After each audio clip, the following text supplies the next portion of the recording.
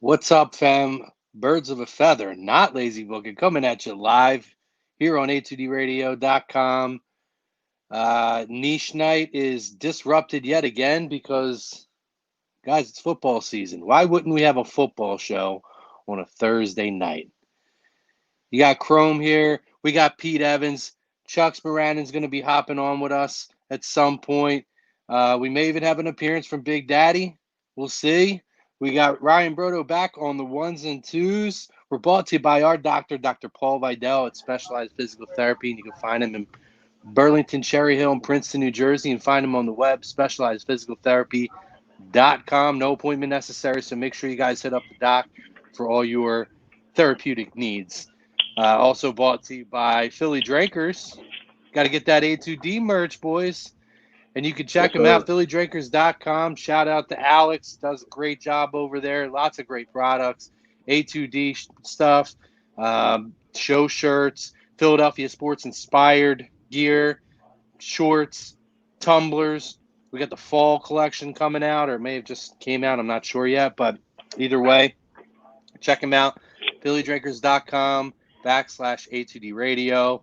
And you can find all your A2D merch there. And that Philadelphia quarterback factory shirt is there. And 25% off of that if you use the promo code A2D. And also, we're brought to you by Ambuck Services, guys. Ambuck Services, you need any kind of outside work, gutter guards, gutter cleaning, deck installation, restoration, any kind of work that you need. Hit up Michael Ambrose and the boys at ambuckservices.com. Let them know that the fam here at A2D sent you, and you're going to get a 20% off on that, too. So make sure you check them out. Our topic of conversation brought to you by PlayQB54, best tailgating game out there, boys. PlayQB54.com.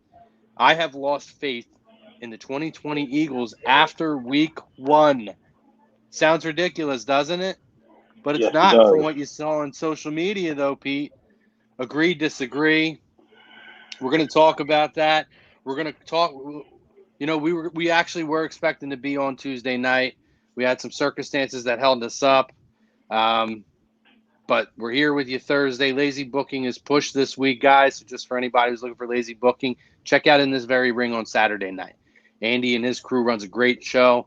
I hop on there a lot. P hops on there a lot. I will Yeah. not be able to because I will be in Disney this weekend. But check it out. Check them out, guys, and they're going to cover you for everything in WWE and all kinds of professional wrestling. So I just want to make sure you guys who are there. And Hockey Happy Hour will be coming at you at its normal time at 10 p.m. tonight. So we're going to take you pretty close to that.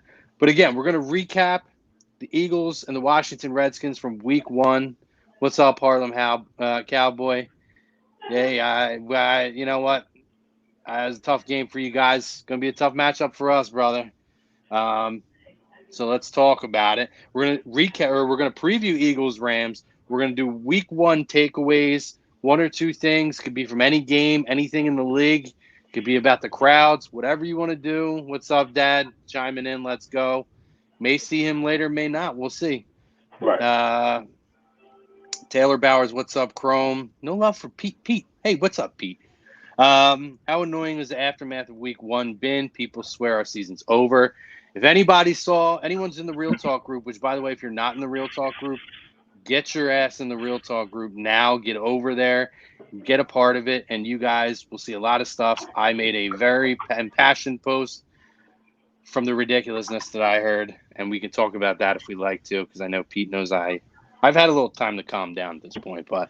And then we have the Eagles Browns getting ready to start tonight, Thursday night football. Talk a little preview of that, what to Yes. look for, your fantasy teams. Maybe you want to, who you're starting tonight, who you expect big games from.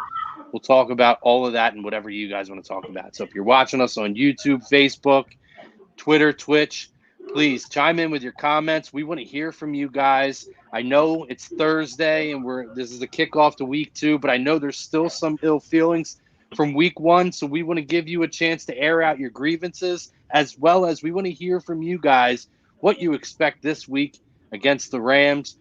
We got Greg here. What's up, fellas? Back to back to back talk. Absolutely. We want to hear from you guys. We want your comments popping up. We want score predictions. We want who your players of the game on the offensive defensive side are. If you have a sleeper, we want to hear who your sleepers are. Be one or offense and defense, what have you. Chank. I combined Chuck's name and Frank. Hey, yo, sorry to bother you at work. Where's Chux? I'd like to hear Grayson's analysis on week 1 loss. To answer the poll, absolutely not. For those who are giving up on the season, bye, girl. Go join a team with a star on its helmet. Ooh, shots. Shots over there. Chux is doing some baby duty. He's going to hop on. He probably won't be on the whole time. He's going to hop on when he can. And we're going to kind of be doing that. For all you guys that know, Chux had a baby recently. Yeah. So he's in that get the baby on a sleep schedule mode now, Pete. We may not see him over the next couple weeks. So what we may do, if we're not going to have Chux, is we may have some of your other favorite or not favorite A2D personalities pop on for conversations with us. So, but me and Pete, we're gonna run this tonight. Pete, Yep. week one, brother. I just want to kind of hear. I want to hear your answer to the poll question, and obviously, again, that is, you have lost faith in the 2020 Eagles after week 1. Agree, disagree?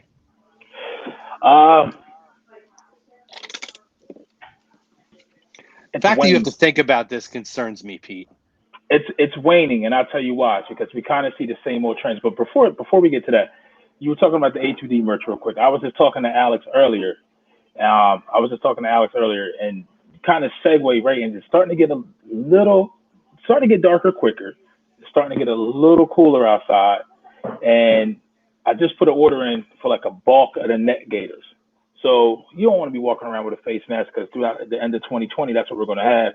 So you want to be cool out there. You want to stay warm. You want to keep your face warm. Then definitely reach out and get those net gaiters. I'm sitting here trying to fiddle with my lighting and make sure you get my good side. But I want to say this. Pete, let me ask you this real quick before you get into that. Let's answer this question here. We have fantasy advice. We're up against it here, so we got to give this gentleman advice now. Dante Dio asks, I'm between AJ Green and Julian Edelman. Who would you go with this week? AJ. Yeah, see, I would go with AJ Green too. AJ. And we talked a little bit about it. I think it was last night or what have you.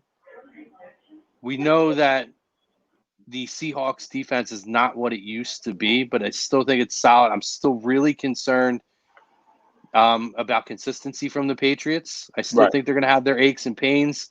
I liked what I saw from Joe Burrow last week. I would expect AJ Green to have a fairly decent. I mean, he's got to be the go-to target at that point. So I would put my chips in on AJ Green to start. Okay.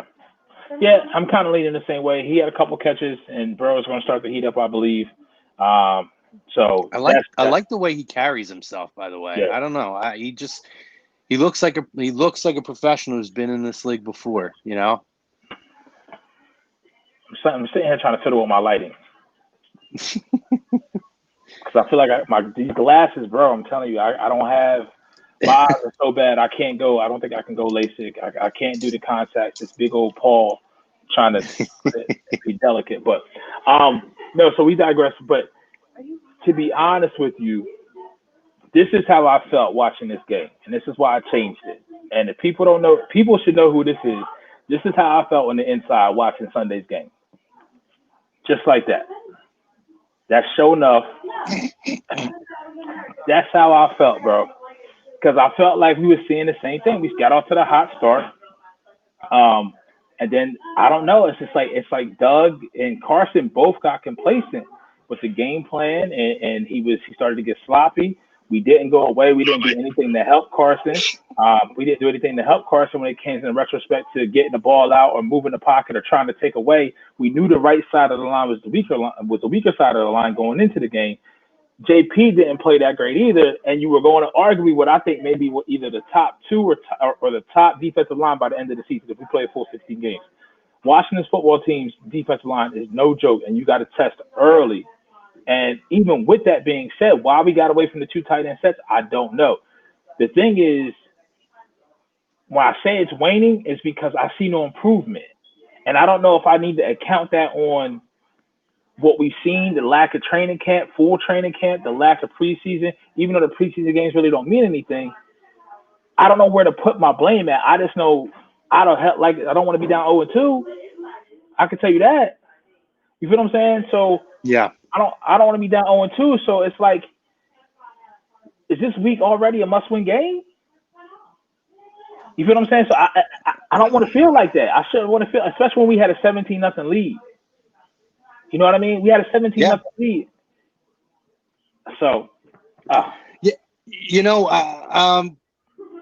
Pete, I can't sit here and say that my faith has been tested this early, though, and I have a big issue with people that say that.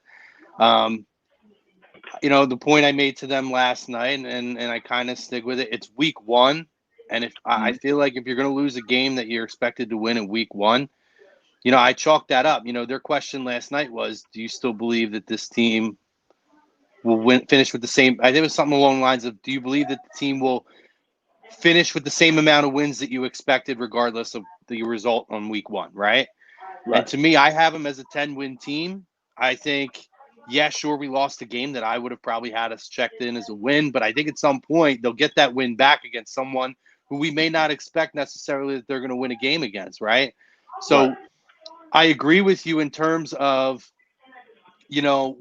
there's a confliction, because where do you want to start putting accountability down? And it was something that we wanted to talk about, right? Because what is going on over there? There are so many different places and different people who you can lay a piece of the accountability down at their feet. I mean, we talked about the offensive line, major issues there. And again, though, you have to understand that they're down Lane Johnson. And, I know that Lane is an elite player, and I think that affects it to an extent. However, he's one guy. He's not blocking everybody. Somebody has to step up. And it looked like just about nobody was ready for that pass rush the other day. They looked up. They were up the first, I would say, quarter and a half of the game. You could see the wheels slowly, not even the wheels fall off yet, but you could see the lug nuts starting to loosen up a little bit on the tires. And it was almost like we're gonna try to race to the destination instead of just pulling over and let's tighten up the bolts a little bit. And I feel like that's a lot of what we saw. The offensive line, there's no excuse for what we saw, because I think we knew it was going to be tough, Pete, but to see how bad it got and just got worse, to me, was inexcusable. That's on not having enough talent and depth, and that's on the coaching staff, and that's on Howie. There's a lot of those guys. And then one of the big keys that we talked about, right? How much did you miss Miles Sanders? We talked about it last night, and I'll mention it again here tonight on this show. I know last week I said to you guys on our program that I will put the Jordan Howard thing to bed, but now I can't. Now it's woken back up for me, because you don't have a reliable back behind Miles Sanders that can be that second level of pass protection if the offensive line breaks down. And they were just ran over, Pete. Ran over and manhandled. It was embarrassing. It was embarrassing. And I give Doug, last night we talked about how much leniency to give Doug. This is where I'm going to give Doug leniency. Now, I hold him accountable for not making proper adjustments this game. However, Doug has historically been a guy who can make the proper adjustments, usually in game and especially in the second half. But I don't get concerned about making the proper adjustments coming out of a bad loss. I feel like he usually bounces back. So, we're going to talk about some of the other accountability that I think that we had as we go through the conversation. But what I will say is, no, I disagree. My faith isn't lost. We're going to have a lot. We had a lot of people out. They had one person out on their depth chart that was any kind of significance, Washington. We had a lot of key contributors to this team out in week one. So, and we have the benefit that everybody else in the division lost, aside from Washington. Now, if we're that concerned that Washington has a 1-game head start over everybody else, then we have other issues to talk about. So, no, I mean, my confidence hasn't waned.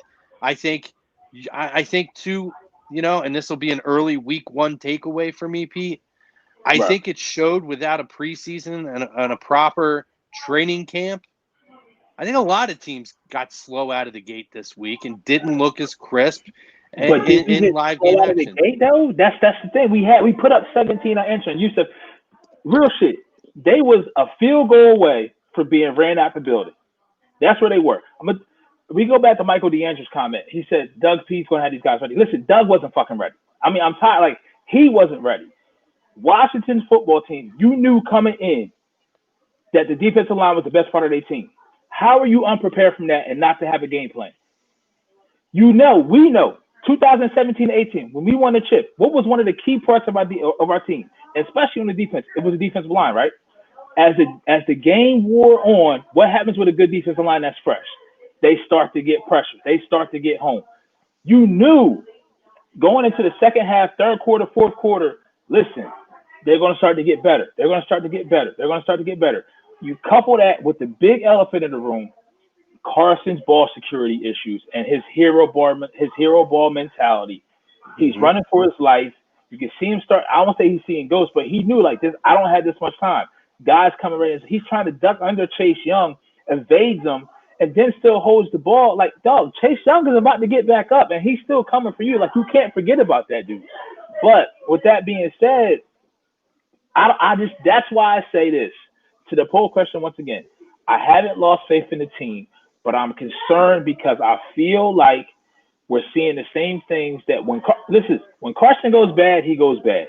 When Carson goes good, he's good. I can't really find, maybe one Dallas game comes to mind a couple years ago where he was shit for the first 3 quarters, and then he had a very good fourth quarter. We almost won the game.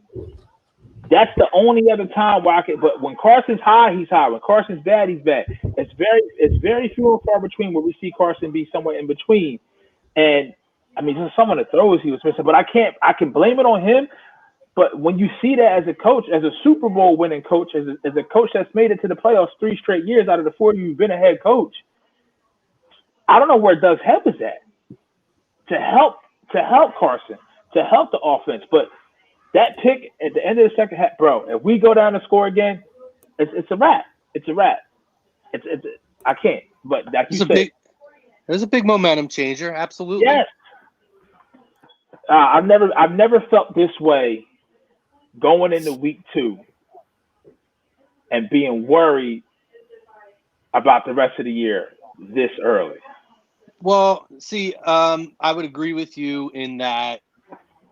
I know the offensive line. The situation was what it was. We don't need to rehash it. It's been hashed a million times on all the different shows here.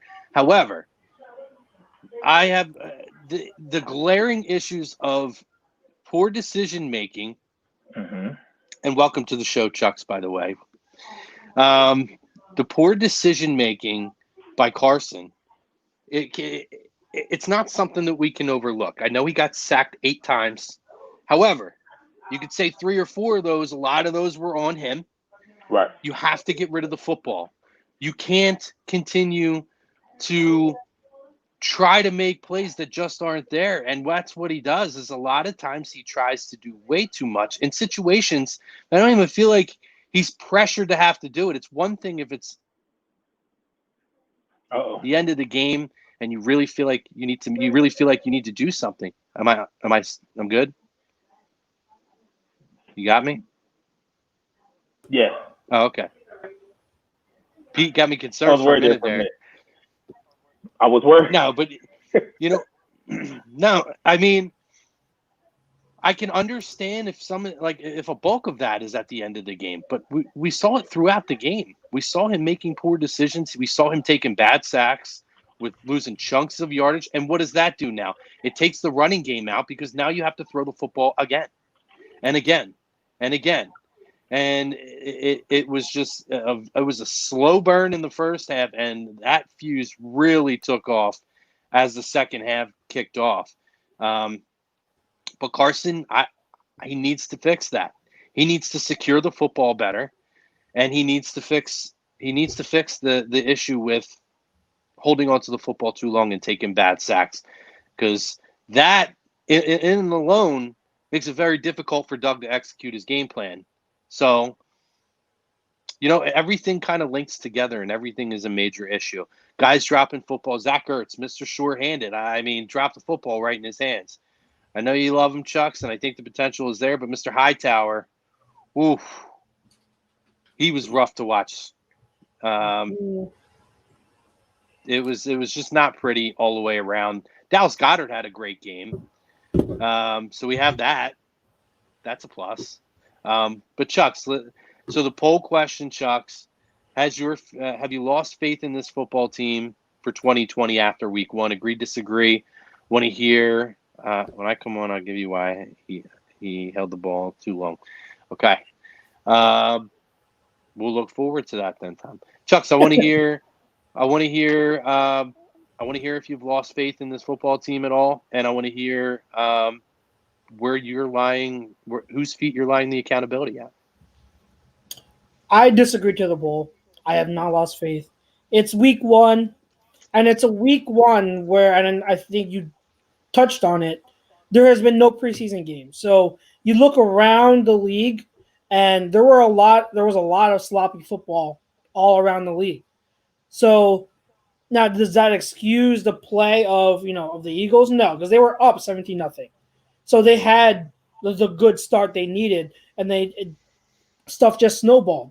So I'm not excusing it, but we have to remember that teams, that the way they look in the beginning of the year oftentimes isn't how they look at the end of the year. It's a long season, and it's a week-to-week thing. A team can look bad, 1 week, and then the following week they look completely different. And it's also about matchups and so on and so forth. So I disagree to the poll. I have not lost faith in them. I had them around 10, maybe 11 wins. I still believe that. It's just a matter of, hey, this was, in a way, their preseason. They have to figure, watching the tape, there are so many miscommunication issues along that offensive line for pass protection, offensive line, and the running backs. You're talking about missing Miles Sanders. It's not just talking about missing him on the ground. It's missing him in pass protection. Corey Clement and Boston Scott were horrendous in pass protection and contributed to some of those sacks you were talking about. So it wasn't, I haven't lost faith in them. I still think they're gonna bounce back, but there are things that need to be fixed right away. Right away. Then they need to get back on track as soon as possible. And what was the second part of your question? I forget it. Whose feet do you lie the accountability for? I mean, I know there's a lot of people. We've kind of gone through a lot, but I want to know if you were to pick out one or two main players or entities to lay the accountability at their feet for the week one loss. Who do you go to? I'm looking at Doug Peterson, and I'm looking at Carson Wentz. And I know that the offensive line was a big issue. The thing is, yes, it was an issue, pass protection, especially the right side. But the whole line was there were several pass protection busts on both sides. So Jason Peters didn't have a good game. He was bad. So all along the line, but at the same time, when you're starting a backup right guard and a backup right tackle, and then your backup right tackle, because Mailata had to come in, you're going to expect them not to do too well, especially against a defensive line like that. But at the same time, you have one Doug Peterson who acted like he was playing Madden and just called deep shot after deep shot after deep shot using, you have, and I wrote an article about this, you have new speed. You have Jalen Reagor and John Hightower, but they're both rookies. And then you have Deshaun Jackson back. You have speed on the outside, which we talked about all offseason. But there are different ways to get them the ball and use them other than just having them run deep routes the whole game. I couldn't tell you how many just go routes he sent Reagor on the whole game. snap after snap, go route, go route, go route. Like there is, if the defense is playing cover 2, the go route's not going to be there, and if they're anticipating it, the go route's not going to be there the whole game. You have to get the ball into their hands in creative ways. There was none of that. There were no jet sweeps. There were no read option plays to them. There were no wide receiver screens. The 2 wide receiver screens went to Greg Ward. And I know we like Greg Ward, but he's not the dynamic weapon that Deshaun Jackson and Jalen Reagor are. If you're going to throw a screen, you're going to throw it to one of them. But both screens went to him. So there was, and then also the play calling. To furthermore, there were no bootlegs. So you're talking about no plays did he ever get Carson Wentz outside the pocket. I think there was one. You're talking about you have an injured offensive line going up against a scary defensive line, and you're going to have Wentz just drop back, make deep drops against that defensive line. That doesn't make sense because you're giving the defensive line a fixed point to attack. It's too easy for them. You have to get Carson Wentz out of the pocket. And what made me mad was Doug Peterson's answer to that question yesterday in his press conference. He was saying something like, oh, we got behind the sticks too much on first down and everything and so on and so forth. And the whole, like, I'm reading this whole thing, the transcript. I'm like, it doesn't make sense. That doesn't answer the question of why you didn't call bootlegs. You couldn't call bootlegs on first down. Like, you got behind. You know how many times on first down they called a straight drop back and deep shot, and then it went for incomplete? That's why you got behind the sticks, because you kept trying to be aggressive and push the ball downfield. And then when you talk about Carson Wentz, he had a really good first half. All right, but even in the first half, I'm talking about the whole game, his ball placement was so erratic. Like, and I want to remind everyone, there's a difference between accuracy and ball placement. Accuracy just means you're throwing a catchable ball. Ball placement is talking about where you're placing that ball in relative to the receiver's route. His ball placement was erratic the whole game, even in the first half. And so that has to be fixed. And then you're talking about him making so many mental errors, not what you said, not changing. He wasn't changing certain things at the line to get them out of bad situations, then making bad decisions, holding onto the ball, which we talked over and over. Like, I charted all of the sacks when watching the tape last night. And out of the 8 sacks, 4 of them were on the offensive line, and 4 of them I had on Carson Wentz. And so he is responsible for half of those sacks. And it's getting to the point, and you guys know I love Carson. I love Carson. Preach it. Go ahead. When he's 27 years old. This is what, his 4th or 5th season in the league. 5th season in the league. We harp about these problems for years now.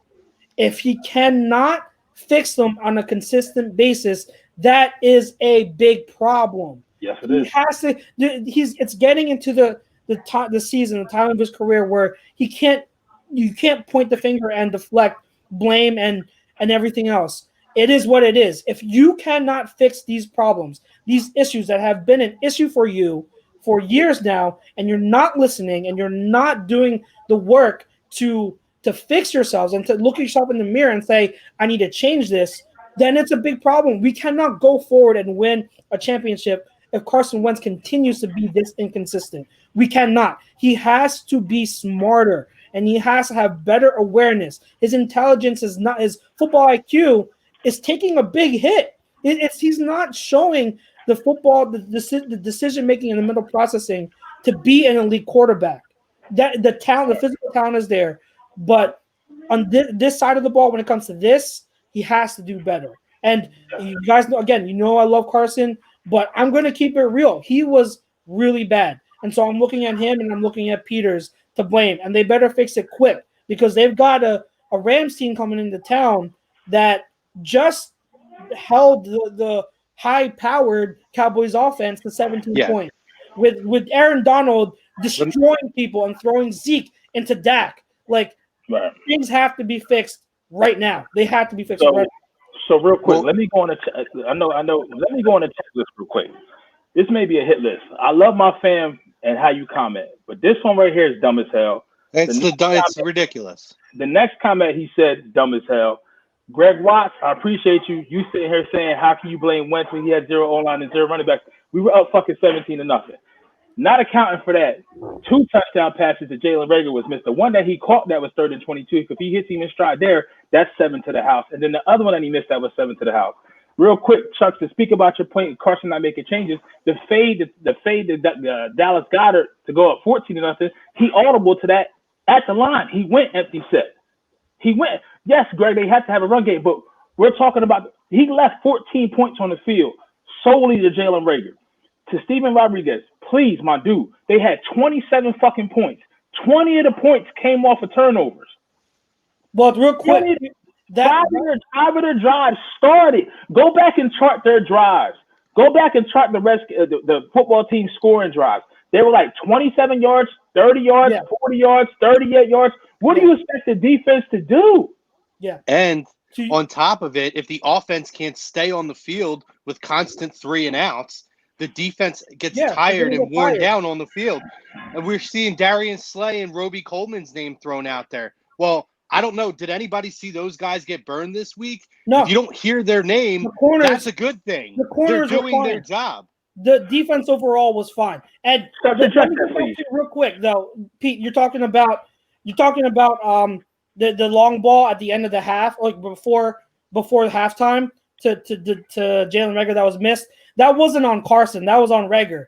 Reagor, he kind of slowed down. He slowed down on his route. So Carson had a perfect ball there. That wasn't on Carson. But those interceptions, they're both on. People are going to try to blame one or the other. It's on both of them. I'm going to tell you right now. It's on both. It's both throws are a little late, and the ball placement, like I said earlier, was bad. But then also on both of them, both wide receivers. Well, Reagor runs a bad route and then doesn't battle for the ball. And then Hightower on that sticks route doesn't battle for the ball either. So it's a total, it shows rookie issues, rookie problems with these wide receivers because they are inexperienced. They don't have that nuance and experience doing the little things with their quarterback. They don't. Okay? They honestly don't. So you can't. Yeah, go ahead. I just want to say, I'm responding to this down here now because nobody's saying the defense was absolutely perfect. However, because you're right, Avonte Maddox dropped a pick. That would have put them in great field position. But that being said, the defense put you in a position to win the football game. Yeah. And Pete is absolutely right. That's it's a lazy way to look at it if you're just looking at the score. You have to look at the points off of turnovers. You have to look at the field position of those drives. And then you could start to evaluate. That's the issue.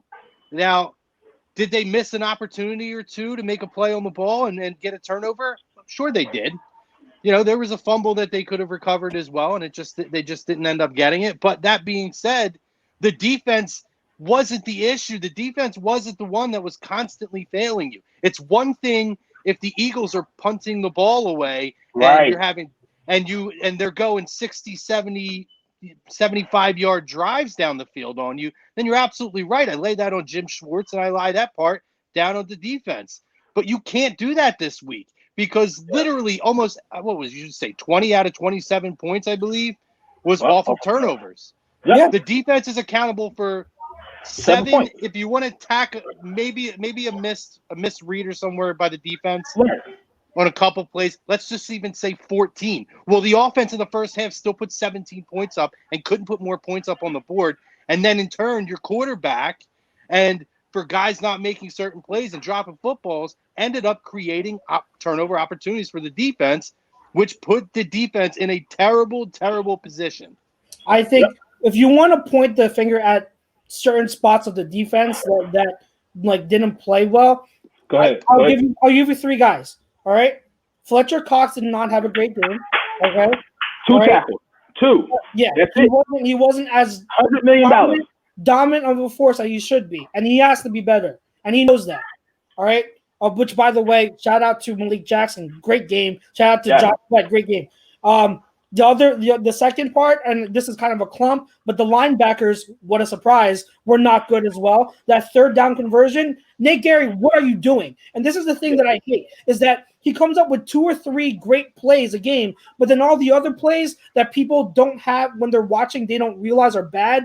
They're so bad. You're playing the ball on a third, like a third down, and I think it's long, that you don't go for the ball, and then you let the receiver pick up that first down by getting up and falling forward for it. That's horrible, horrible. And then the third guy, and I get it, it's a work in progress still, but the third guy is Jalen Mills. Jalen Mills has the unfavorably task of filling in for Malcolm Jenkins at the strong safety spot and communicating everything.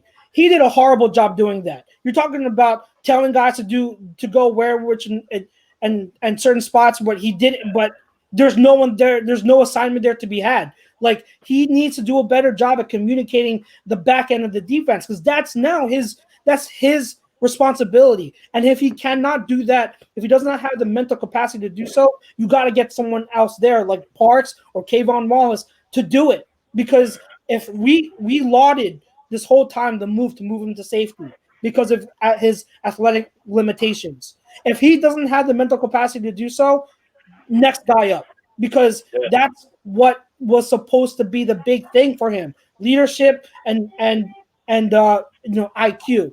But he did a bad job week one, so you got to see them. Those three aspects of the defense, absolutely, you want to criticize, that's fine. But the defense as a whole, I don't have a big problem with it. Again, like you said, Chrome, they weren't perfect. They missed some plays here and there, but I am not looking at them solely when you had guys who played so well. Darius Slay, Nickel Roby-Coleman, Avonte Maddox, all played lights out. They all played so well. Roddy McLeod played so well. Josh Sweat, Malik Jackson, so well. So I'm not going to put that on them. I'm really, really not. The defense as a whole was fine. It was fine. Yeah, and honestly, too, the whole, we're going to blame Doug and we're going to blame Carson. Guys, I love Carson as much as anybody. He's my ginger Jesus. But that being said, when you get that contract, the honeymoon phase is over now. Now you're expected to perform.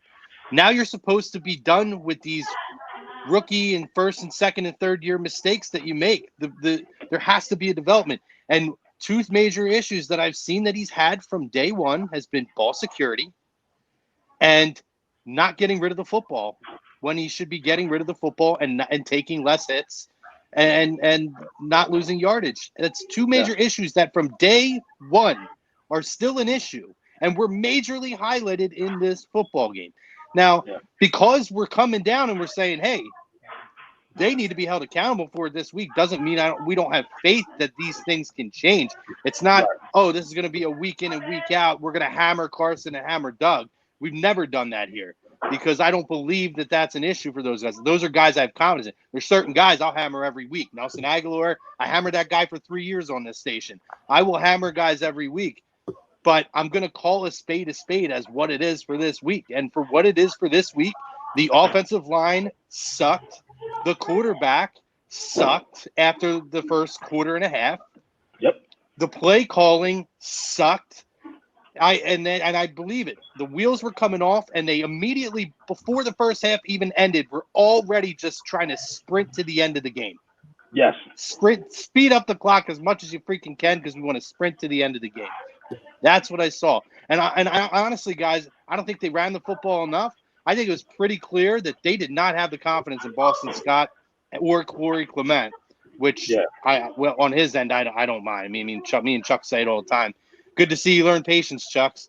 Man, the vision of Boston Scott wasn't there. They was trying to run inside the tackles. They were trying to run to the right side, which is the weakest side of the line. They tried to run to the left side. And listen, offensive line as a whole, I saw a couple of comments ago, like, what we invested in the defensive line, when we do that with the O-line, invest in Wentz. It's not the fact that they didn't invest money into the offensive line. The players that they invested the money in went down, and they just don't have the depth there.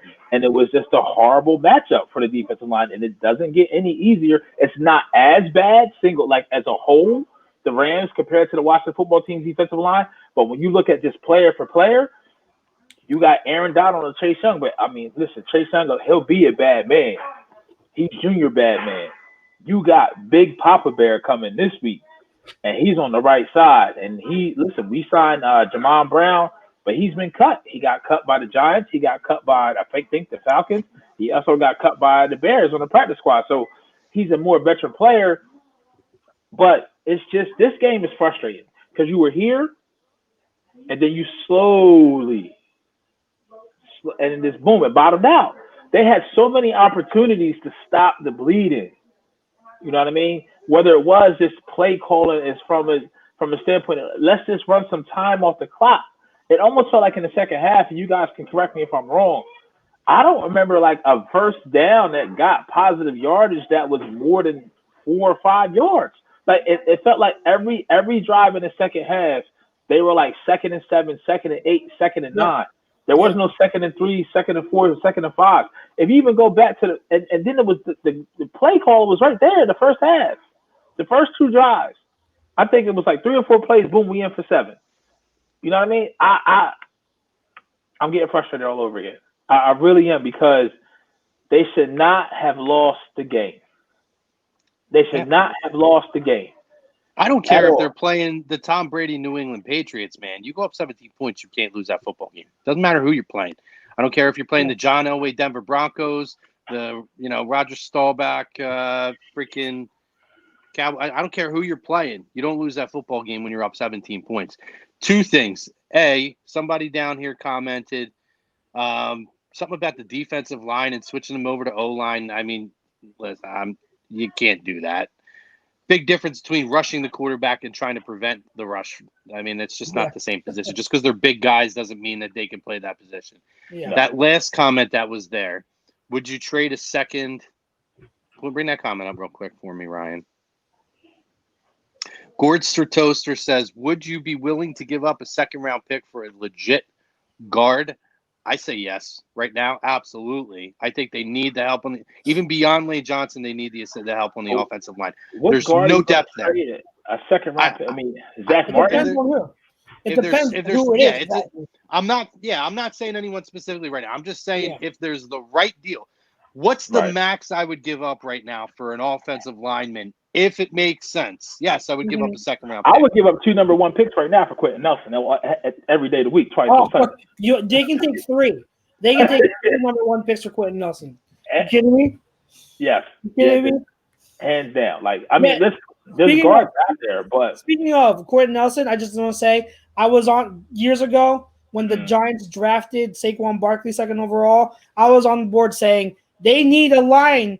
They need to draft Quentin Nelson, not Saquon Barkley, because if you draft a running back and you have no O-line, he's not going to go anywhere. Look what's happened so far in Saquon Barkley's career. He's gotten nowhere. They're wasting him.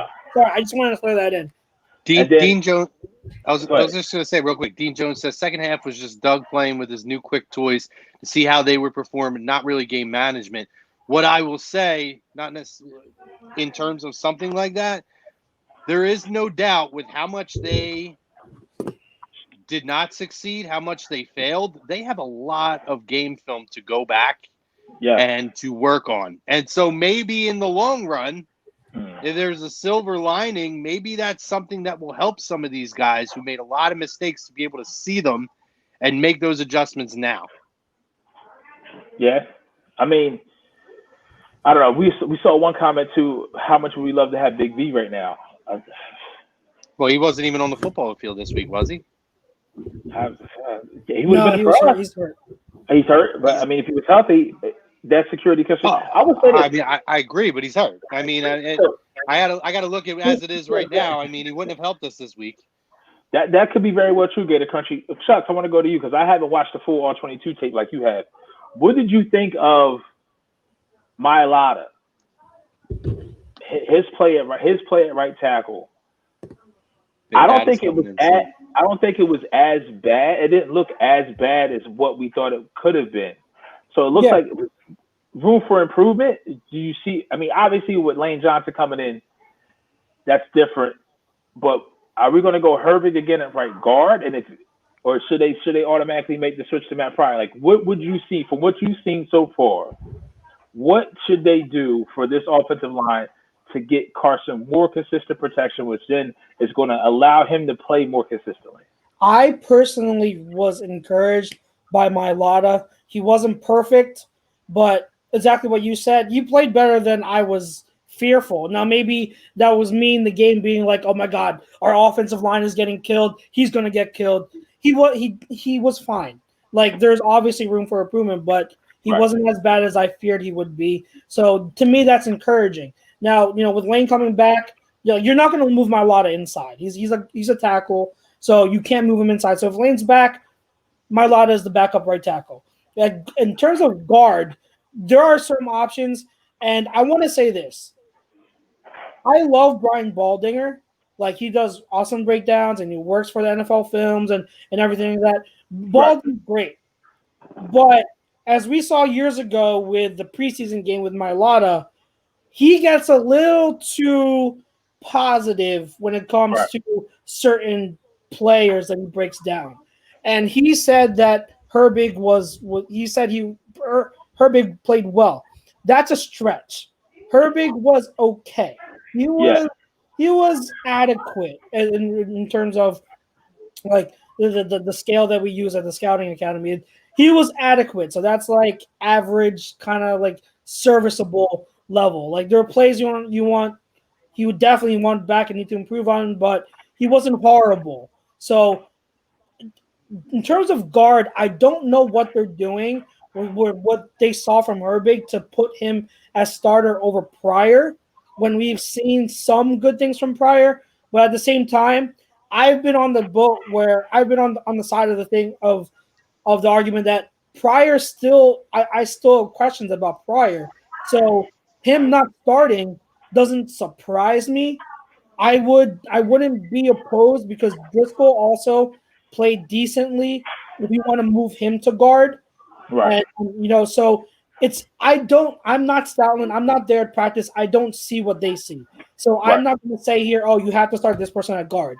But any one of them, Driscoll, Herbig, Pryor, any one of them has to step up and be at least serviceable at guard.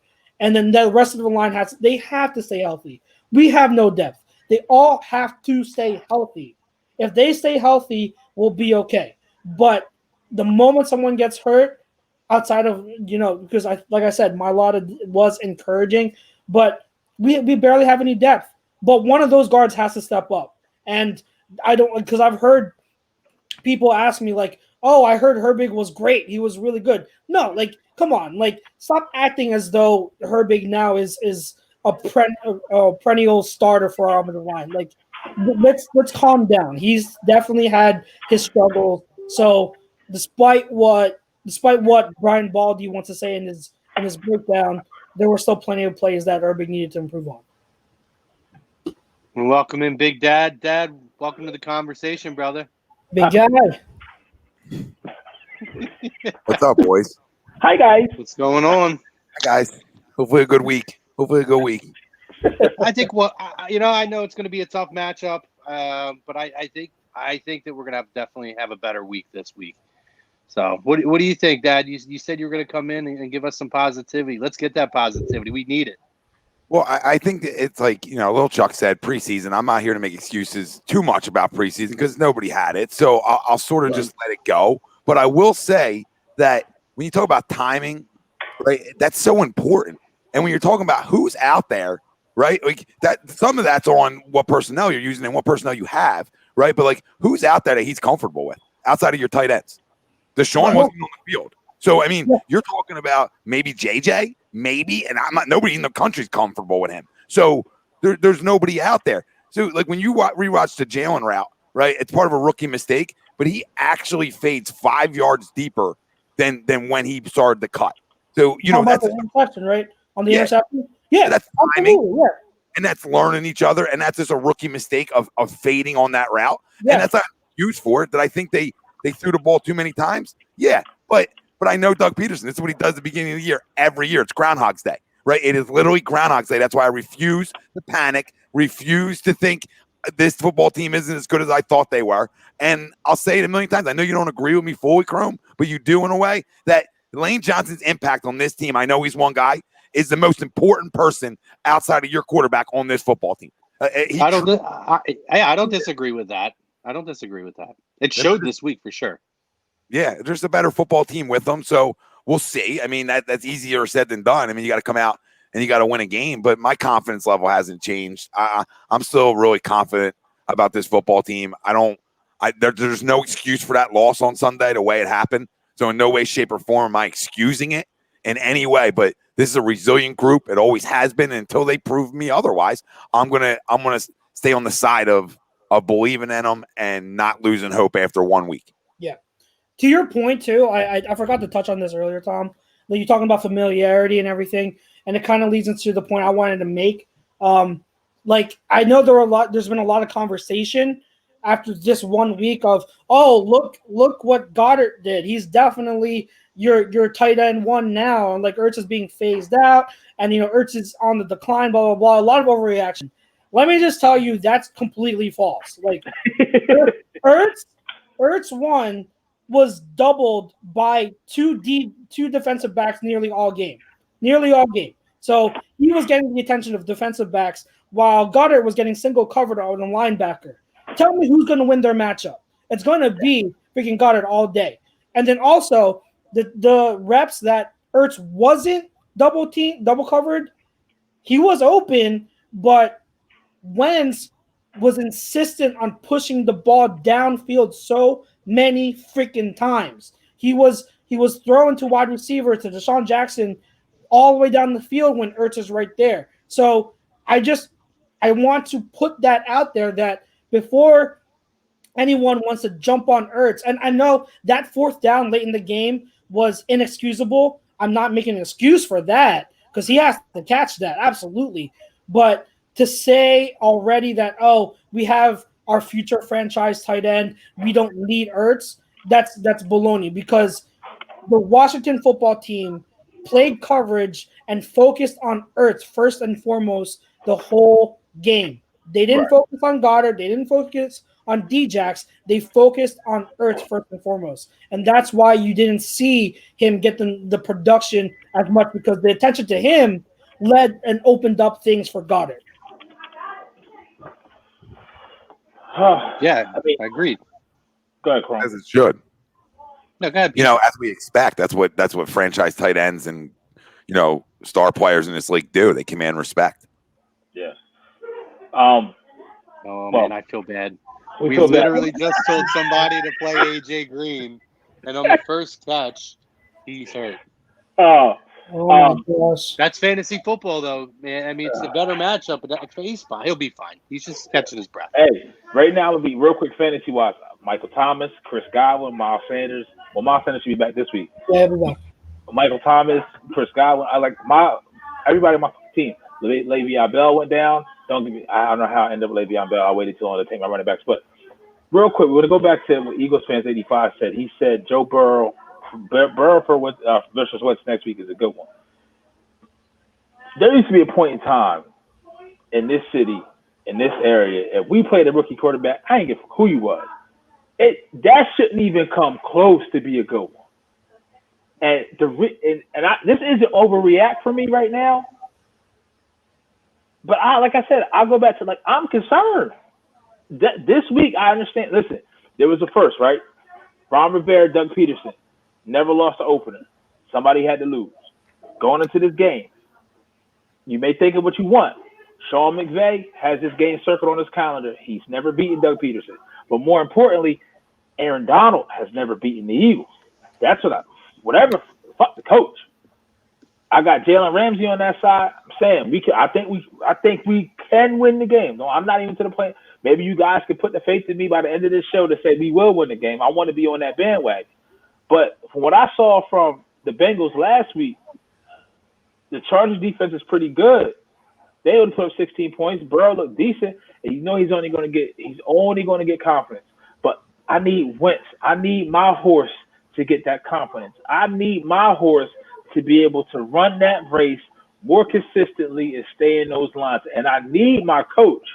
I need Doug Peterson not to sit here and have to lose a game like this, to put our backs against the wall, not against the wall already, but to put our backs slightly towards maybe a left shoulder lean on the wall, turn in to put the right shoulder on before he gets his shit together. Because I feel like Carson needs constant reassurance of the basics. When John D. Flipper was here, Frank Wright was here back in 17. I feel like they was like Carson, basics. Footwork. Get your feet, set your feet. And what do you do when you had that much skill, bro? Like you had that much athletic talent, and people start coming at you from essentially everywhere on the line, getting pressure up the middle.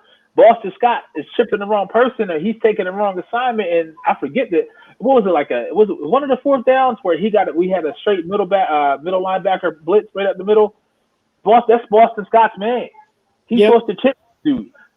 So what do you? I mean, ultimately by the fourth quarter, I can't put that blame on Carson. But some of those throws, and before that, like you said, TA said, Chuck said, with the wide receivers, just that timing and that route running, they couldn't get it down and get it down pat with the timing. But I don't know what we're going to see on Sunday. I feel like we're going to see a better team, a more consistent game, and hopefully the LA Rams, when they come in, they beat Cowboys Sunday night. They feeling themselves a little bit. And I hope we have enough fans on the app because they're letting fans in the parking lot, right? I heard no tailgating.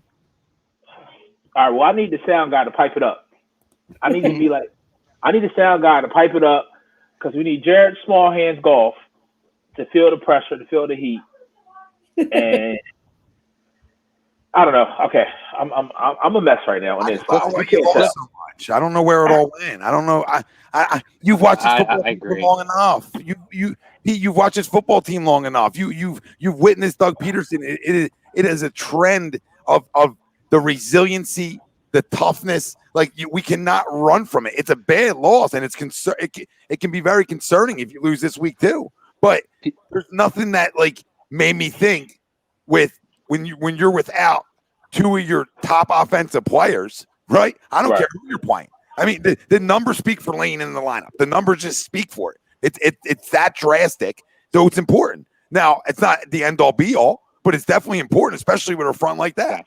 Miles Sanders, like if we sit here, and I don't give a shit how much you like these other running backs, if we think we're going to win week in and week out without Lane Johnson and Miles Sanders, we're clueless. We are flat out clueless, okay? Because all disrespect, we said it for 6 months. Boston Scott's not a number one running back in this league. He's a nice little gadget to have. He's a good little piece, but he's not a one, right? Corey Clement shouldn't even be on a roster, all right? With all due respect. Shouldn't even be on a damn roster, but he is, okay? So I digress, but I got to believe with Miles back, Lane back, that this is still a playoff team. This is still a team that can compete and maybe even make a run. Like now, did Carson push the ball too much, right? They try to take too many shots. Yeah, that's sort of what's gotten him in trouble in the past.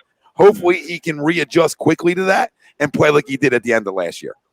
Right. Now, I hear what you're saying. Papa. I really do. But they should have won this fucking game up 17-0. Right. Listen, is that fair to say? Absolutely. Pete, okay. It's a bad loss. We've seen it happen. We watched them cough up leads to Tennessee on the road when they were up 17 points or whatever it was. Panthers. We've seen the Panthers. We've seen this happen before, Pete. Yeah. You sound like you just have a case of the 2020s right now, and then this is like you're walking around. Yeah, Pete, calm down. Like you're sitting there like Eeyore, man. The case of the Tories. The case of the Tory. Yeah, this ain't the 100-acre woods here, buddy. Christopher Robin. I mean, let's go. Let's not have the cloud over your head, Eeyore. Here's the deal, right? I agree. Okay. We talked about it. There was a lot of issues, a lot of things to look at, despite not having your star players that were out. That being said, we can't ignore the fact when looking and having our outlook for the next game that we're going to have those players, or the majority of them. And people are almost looking at this game, basing what they saw against Washington and ignoring that you have these players you didn't have coming back, the Miles Sanders, the Lane Johnsons, and I'm sure a couple other guys are going to be back. Derek Barnett, I believe, is supposed to be back this week. Hargrave is going to be back. That is 4. Even if you want to give a half a point to Derek Barnett, that's 3.5 points of an upgrade over what you normally would have. And I think that people are just so stuck in this 2020 that anything goes bad. We've seen the Sixers tank it this year. We've watched what happened with the Phillies. We've seen what happened with the Flyers, unfortunately, because of the pandemic, and everybody's just waiting for the shoe to drop on the Eagles before these guys even get a chance to really get out of the gate. And I think that's a shame. That's a shame that people are willing to throw the towel in on week one and absolutely just discredit. And to me, I'm not this is great, we're the underdog, because our own fan base shouldn't be the ones that are turning against them after week one when you were missing 4 key players on your roster. I'm not even saying we would have won the game. Now, if Miles was there, I think we could have won the game. But if Miles is out and we have Lane and we have Hargrave, we still may not have won the game. We might have lost by 3 points. I'm just saying, though. I'm just saying. To me, Miles and Lane would have been the key this week. But I'm just saying, I believe you would have got a way better effort out of this team. The first game out of the chute with no offseason, a short training camp, and this and that.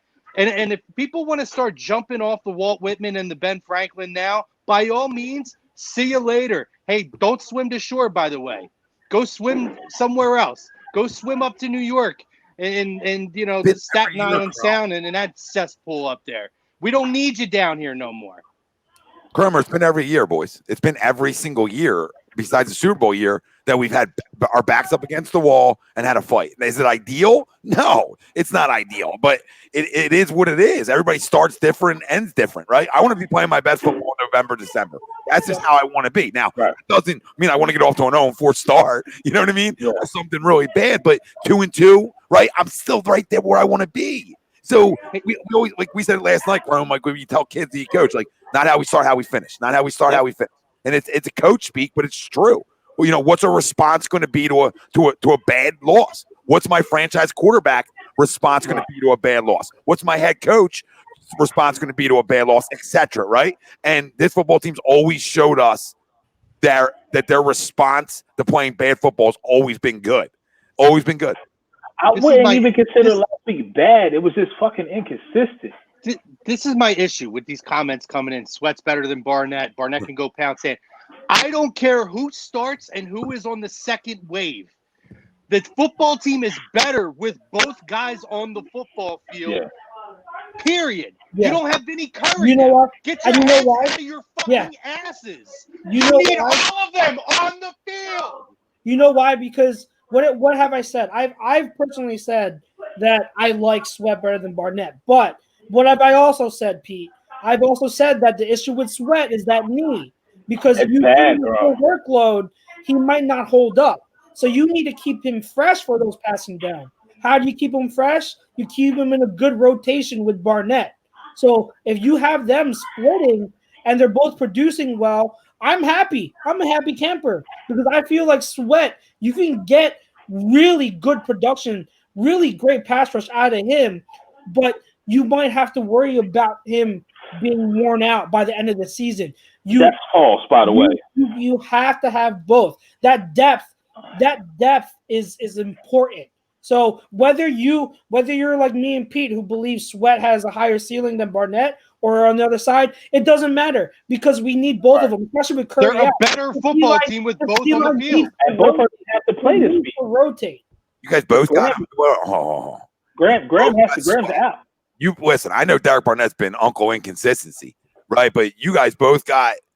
Listen, I got no disrespect for Josh Sweat. I like the kid. Ceiling wise, I still gotta believe. I still gotta believe Derek Barnett's got a motor to him. We like it or not, he's all sides 55 times a game. They both have a motor to him. Yeah. But I'm just saying, like we've seen Derek come up with big plays in this league, right? Yeah. Now, has it been as consistent as a 14th pick of the draft should be? Absolutely not. But he's still young enough, right, to figure it out. I just gotta hope that if that consistency can come, but that doesn't mean I don't want Josh Sweat on this team too. Makes sense? Like both of them to be good. That's a problem. Regardless of what side the Gators country's comment is to say he's way better than Sweat.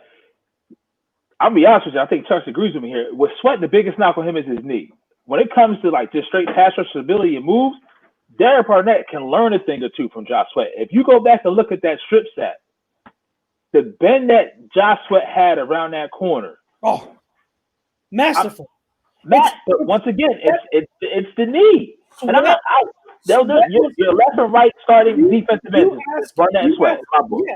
You ask anyone going into the draft. You ask any of them. Sweat would have been a first-round pick if it wasn't for that knee. That knee scared so many people off because they felt that after 4 years he would have been done because of that knee. So you have to be careful of managing it, which I totally understand, and that's why having a rotation so that you can keep him fresh is very important. But in terms of talent, you guys see now he's gotten better every year. And that what he's able to do as a pass rusher, strictly on his looking at his talent alone, it's so impressive. And if we can have him consistently produce for this line, it's going to make a huge difference for this pass rush. So we do need both of them because Barnett, like I know we've argued back and forth, but the one thing I've said stay consistent is I've never said Barnett is a bad player. I've said Barnett is a solid player. You can rely on him to be that solid, the consistent guy throughout. I just don't think he's like superstar talent. But when you have Sweat, that's what makes, he's the better pass rusher to me. But Barnett, you need both of them. You need both of them to rotate. I'm not going to argue back and forth with it because we all agree that we need both on the field. This is what I'm gonna argue with, and it's gonna be these comments down here. Bobby Eagles, I love Bobby. He comments on all of our shows. But Bobby Eagles, again, words put in my mouth. Nobody said Vinny Curry was an elite defensive end in this league. But let me ask you guys a question. Listen to the points out there, okay? We have been injury-ridden for the last 4 years. Why are we going to, whether they're a depth guy or a starter on this football team, we're sitting here degrading guys who have done something in this league. Derek Barnett, not Mr. Consistency, but he's done and made plays in big moments in this league. Helped you contribute to a Super Bowl run. Vinny Curry's done some things in this league at one point to where he got a big deal out of it.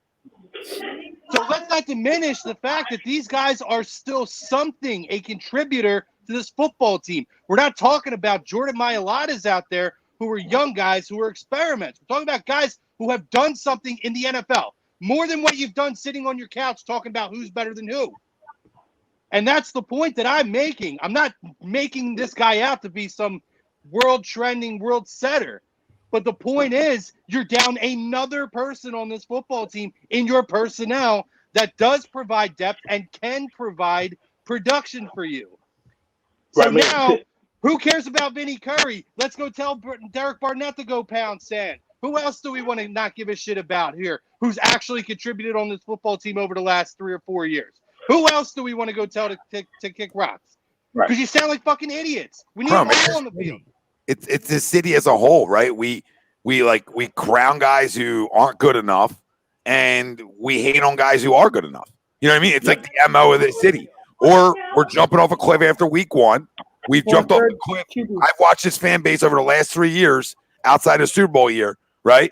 Jump off the cliff twice within the last 2 years. No, even the Super Bowl year, remember after week 2 against the Chiefs when we didn't run the ball with Blunt at all, and almost half of this fan base was ready to throw Doug Peterson out the window. So it's happened even that year.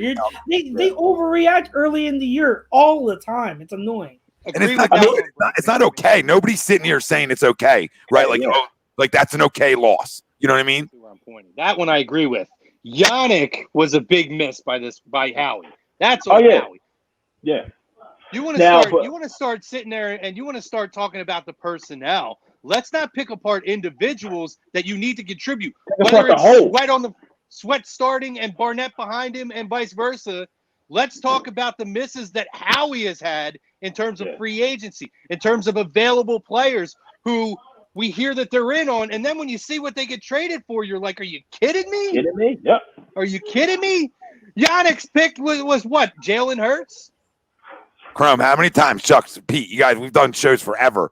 We've been around forever. I've always said it like, first of all, it's not my money. I understand there's a salary cap, okay? But you're supposedly a genius with this. But if you don't draft well, you're going to get bent over like you have. But when you don't draft well, right, you give up picks all day for young talent. The window to win is not big. Okay, so whoever thinks this window of opportunity is the Patriots, get a clue. The window of opportunity for this football team, in my eyes, is a 5-6 year window, and then you have to start over again, right? Well, we're still in that window to win right now. Why do you don't go out and get Darius Slay, Roby Coleman, Hargrave, right? You don't go out and get them guys if you're not in win now mode.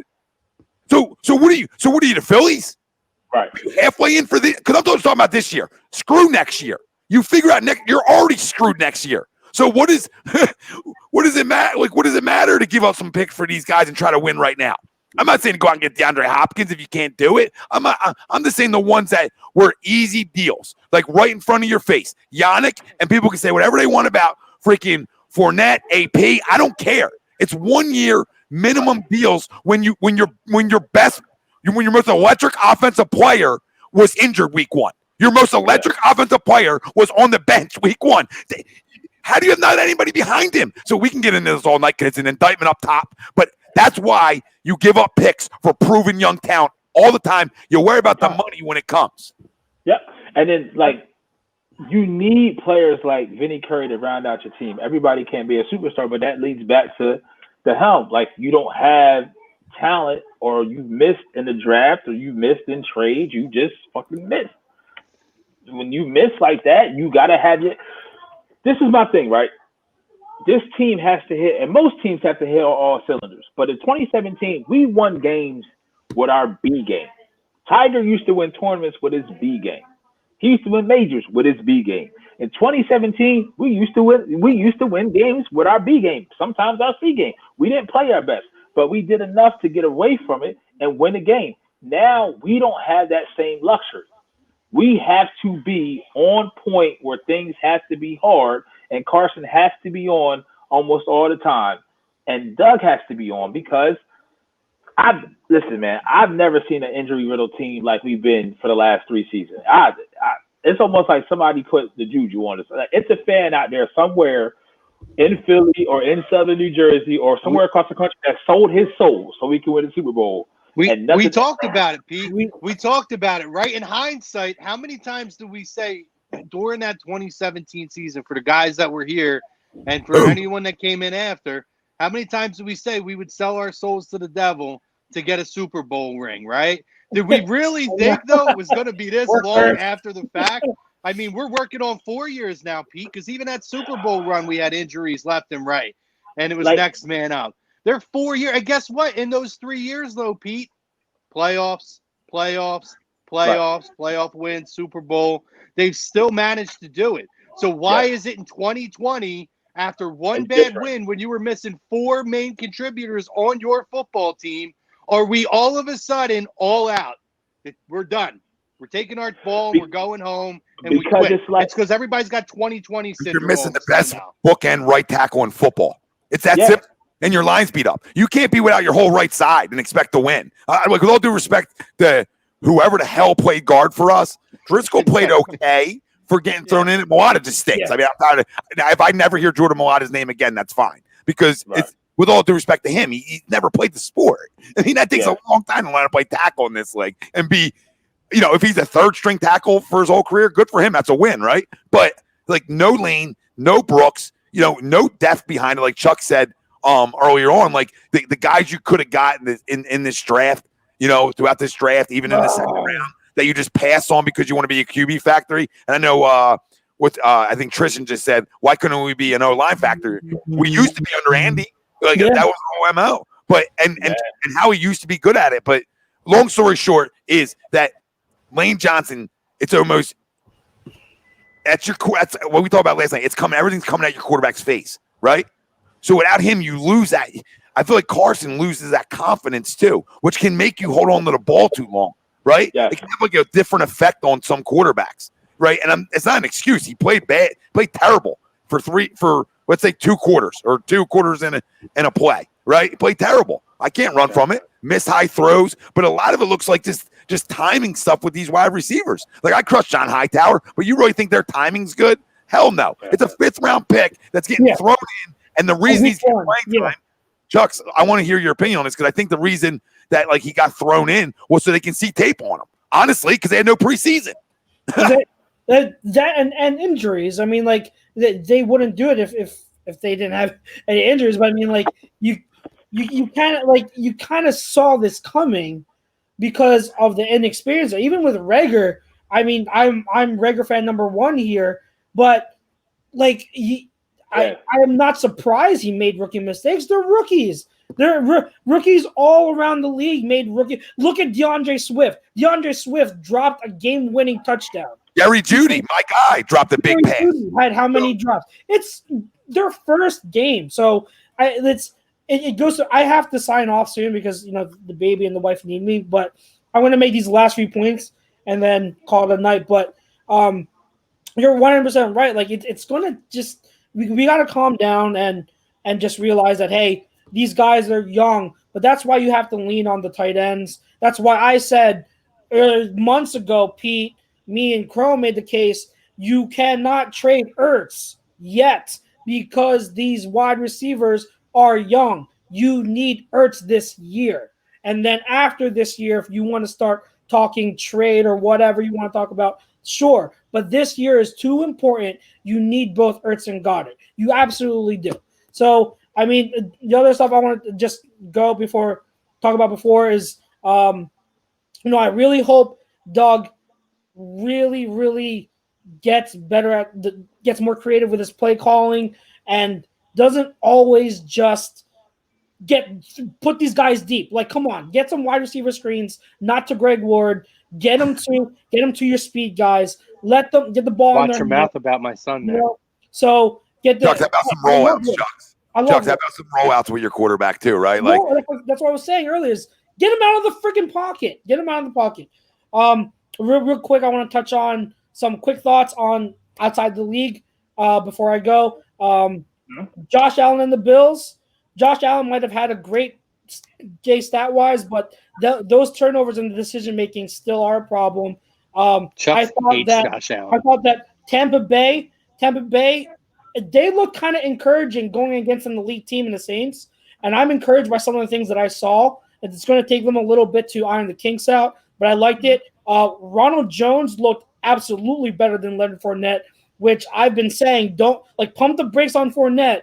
Like Ronald Jones is an up-and-coming guy, so he looked a lot better. I said the Saquon thing already. You got to get Saquon out of New York. Come on, he's got nowhere to go. Some other things I'll touch on later, but guys, my prediction, and I said it on Sunday after the game, if Lane and Miles play, and it looks like they are, the Eagles are going to win. They're going to bounce back, and they're going to win. I think Doug is going to show why he's still the better coach over Sean McVay.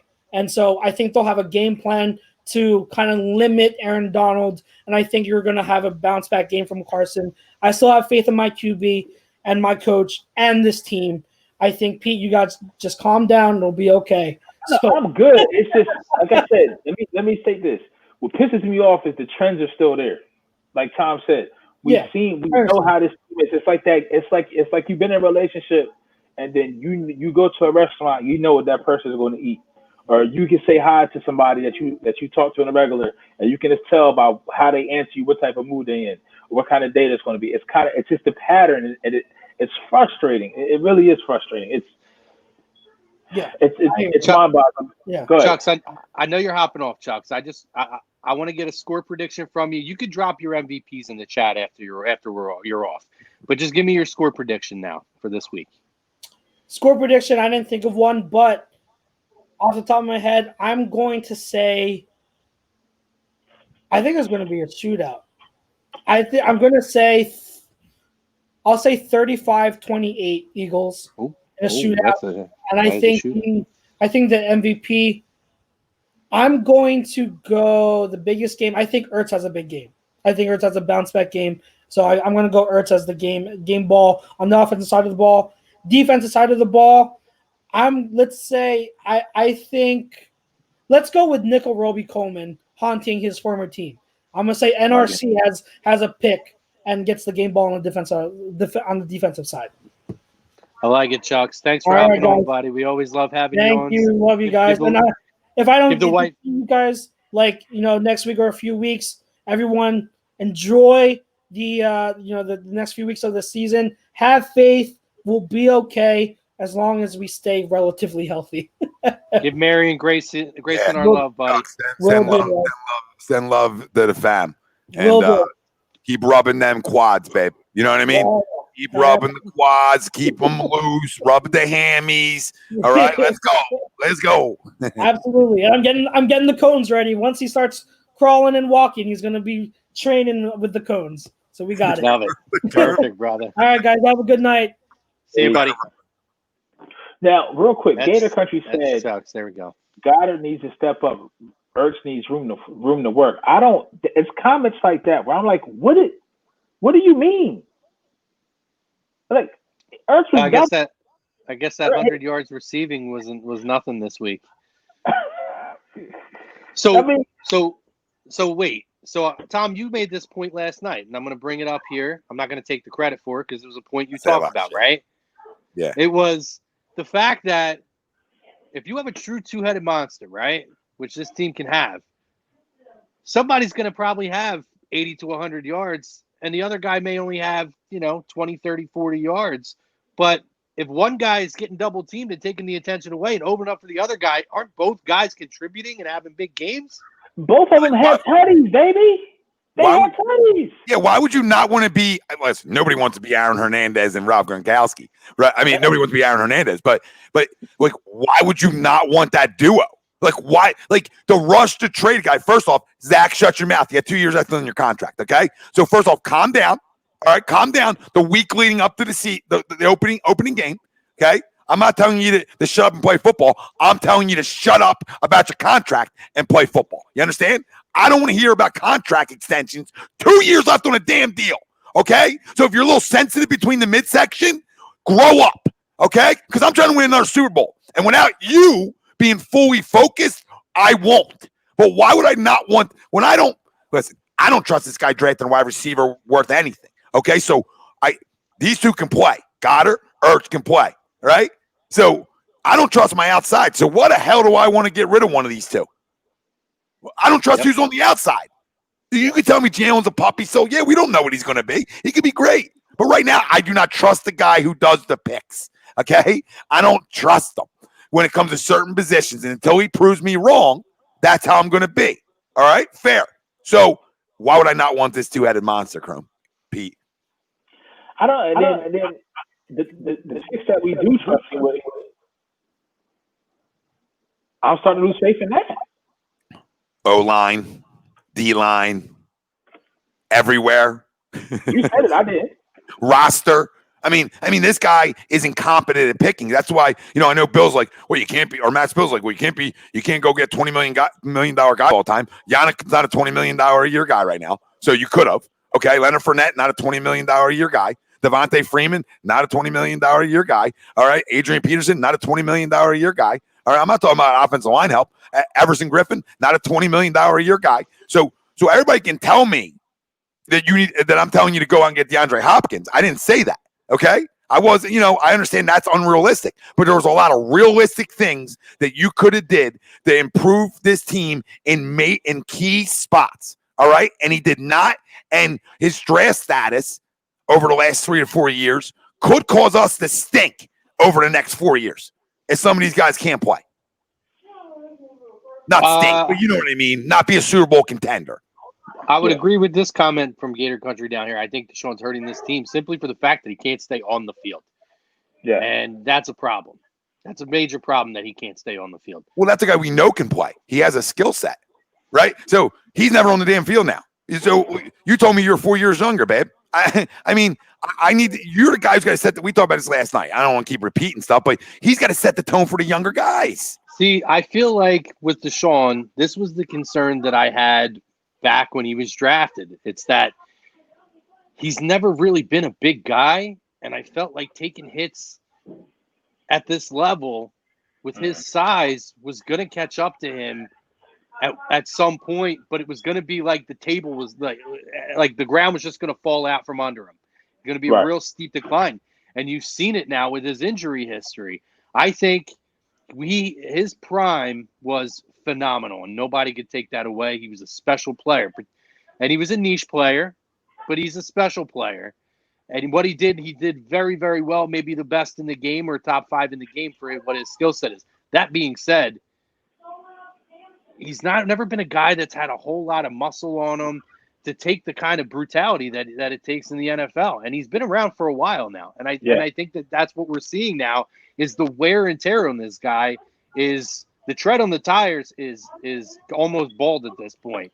I'm waiting for a blowout on 42 over here. I think that they thought they could win this game easier than they thought they could just win this game, right? So I think they played down to the team. Yeah, but they probably had him on a snap count. Like, I'm dead serious. They had him on a pitch count. Like, dead serious because they want these guys to be healthy. Doug said it. Like, I want these guys to be healthy all year. So with all the injuries, he's almost got to go about things differently. And I think that's why he's on a snap count. Do I like it? I don't have to. But that's why you also want to see some of these guys on tape so you can get them better. You need to see Jalen on tape so you can get them better. You need to see Hightower, even though I don't think I'm not Mr. John Hightower. But you need to see him on tape so you can coach him up, right? So you need to see some of these young guys on tape, getting Driscoll on tape. It's a good thing. You can coach them up, right? So, to be able to see these guys play without preseason and get some tape on them from coaching aspect is a positive because I really thought that we thought the same thing. Like, oh, Lane, Miles, like we know how important they both are, but we thought we could go down there and still win this game. And we were fooled of the importance of them two and then acting like our line was just going to be fine, right? We didn't think they're going to be fine, but we were like, well, we can still win. With what? With what? Yeah, I mean, I just don't – I think I underestimated the lack of depth on this football team, particularly in the offensive line. I mean, I didn't with the running back core. Me and Tom have been beating that drum. I'll never – at this point, with what I'm seeing this year, I ain't forgiven for letting Jordan Howard walk.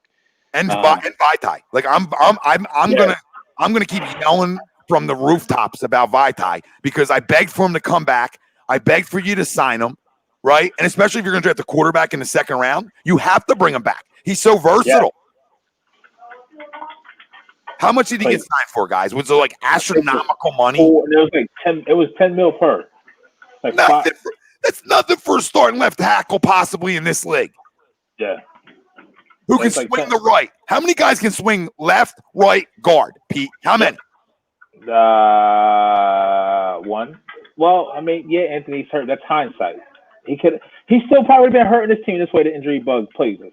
And Yusuf, to answer Yusuf's question real quick, they fucking replaced the whole strength and conditioning staff this year. And they still got hurt. No, that's the break. They haven't replaced the strength and conditioning. I thought they just replaced them this year. I thought they replaced the medical staff this year. I could be wrong. I could be completely wrong. Maybe they did change both. Whatever it did, it didn't work. It's like the doctor telling you, "Huh, take this. Call me in the morning." It didn't work, Doc. I need some new shit. I need that shit. Jason Statham got it cranked, bitch. That's what they need, bitch. So Brinkman chimed in and asked to go through the injury report, and as of 4:48 today. This is from Bleeding Green Nation. How long we got? Full participants: Miles Sanders, Jason Peters, Derek Barnett, Fletcher Cox, Deshaun Jackson. All full participants expected to play. Lane Johnson, limited participants: Lane Johnson, Brandon Graham, and Javon Hargrave were limited. Lane expects to fully play though. Hargrave may not play this week. He might be another week away. Brandon Graham is trending towards being an upgrade, though. So it was cleared in concussion protocol. Is he still just in it? He didn't go in the protocol, though. He didn't go in the protocol. They're just like what? This sort of like this, just taking it easy on him. Well, I don't know. I would have to look into what the NFL's protocol is on that. I mean, it could just literally just be a formality that they have to keep them on the report for a certain period of time. So he's a guy, another guy getting pitch, a pitch count too. I bet you. Mm-hmm. Yeah. So I mean, the only one I'm really concerned with this week. I mean, Lane could be somewhat limited in play. He may be on a snap count, so to speak. and Hargrave may be out, but it seems like everybody else will be back full force.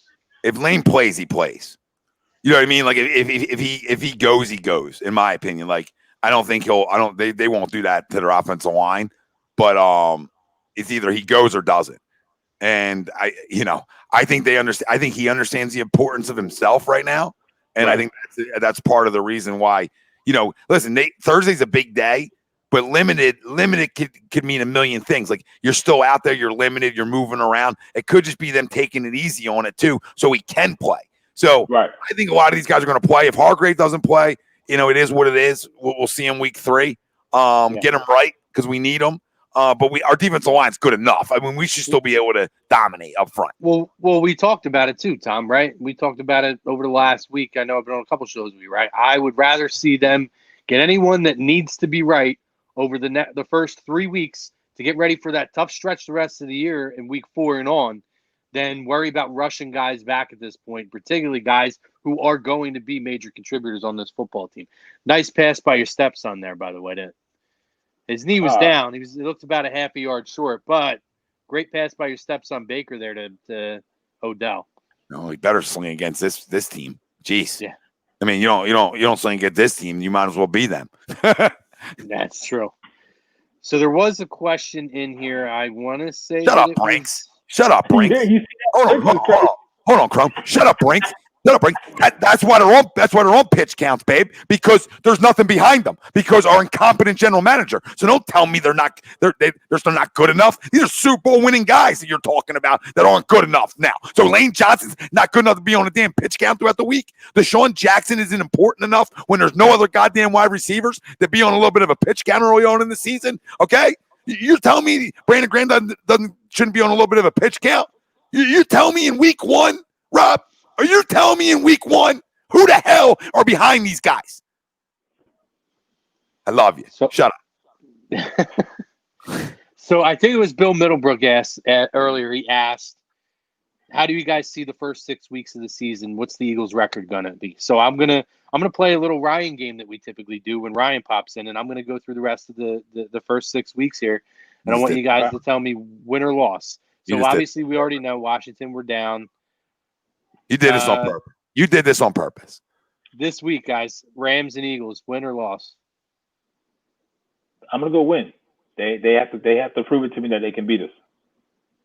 I'm gonna go win as well. I already know Tom's going win. Next week against the Bengals, win. Win. So that's 2-1, pretty much for all of us. Week 4 at San Francisco. Loss. Tom's got a win. Pete's got a loss. I'm going to give them an L on that one as well. They stink. Week 5 at Pittsburgh. Loss. I'm going win. I think they can win that game, particularly without the home field advantage. Or I think they can go in. And I think Carson has played well against Pittsburgh when he's had a chance to play against them. And week 6 against Baltimore. It's in Baltimore, right? It is in Philadelphia. It's in Philadelphia? Win. I'm going to win. That's the type of game they'll win. That's the type of game they win. That's a win. So, okay. So, I have them at, let me see, 1, 2. I got them at 3-3.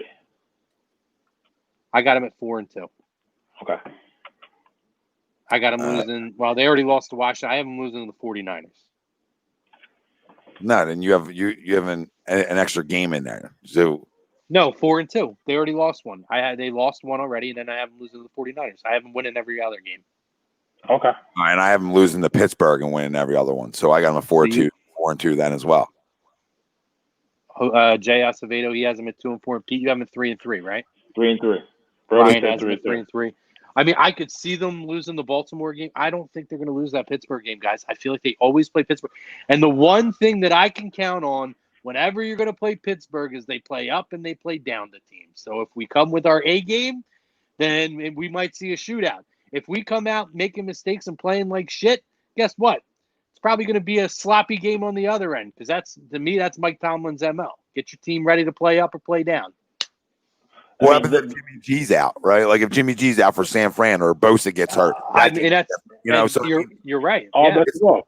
It's hard to think about just think about I want people to take away who they're playing and just say, what do you got them at after, let's say, the first 6 weeks of the year? And I would say 4-2, because that's where I think kind of football team they are if the key guys are on the field.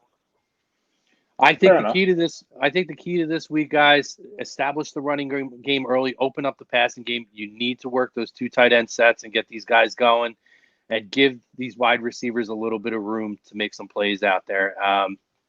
Open up the field, stretch the field out so you can at least have a shot at somebody making a double move or running a route that can find a hole in that secondary, because they do have a very difficult secondary. So, to me, key in this game, better decisions by Carson in terms of when to get rid of the football. But the main key to this game, you have to establish the run game early with Miles and build everything out from there. I mean, if anything showed you last Sunday night, this team can be ran on. The LA Rams can be ran on. Yep.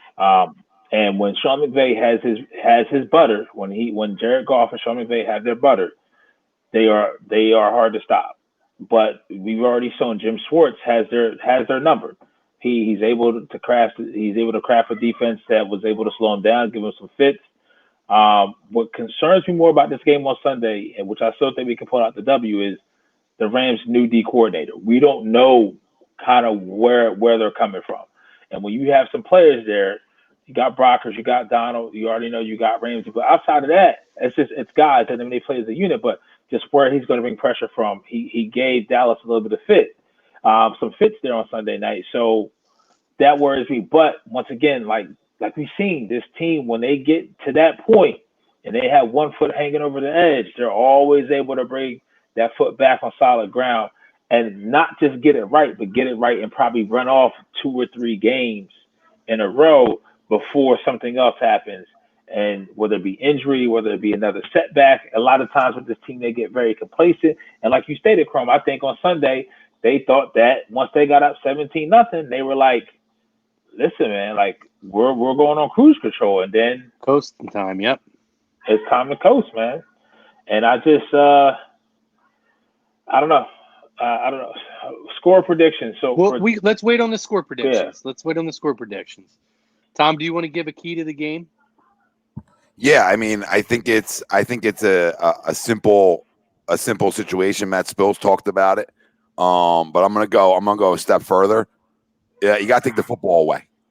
All right, I mean, it's all great to stop the run, what you need to do, and you need to get off the field on third downs a lot on Sunday.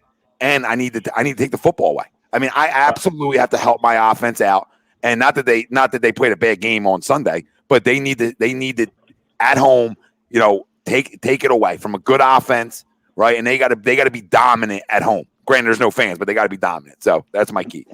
And this is the week with Jared Goff a quarterback.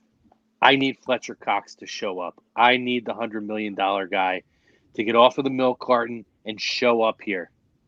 This is the week that I need that to happen, because we know what with Jared Goff, when he's pressured and he has to make decisions, I think that it's pretty clear that a lot of times his football IQ is challenged big time, and he makes a lot of poor decisions.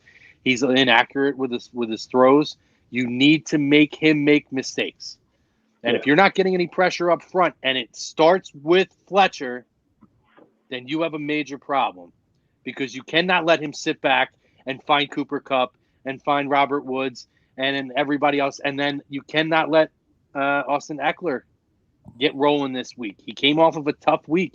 There's a lot of concerns about what kind of year you're going to see from this guy. You cannot let him roll. This defensive line, Fletcher Cox, needs to establish dominance in this football game. Yeah, I will say this. Well, they don't have to deal with Austin Eckler. He's on the Chargers, Chrome. Oh, right. You mean Cam Akers or Malcolm Brown? Cam Akers. I meant Akers. No worries. You're in the same stadium, babe. You know what I mean? Yes.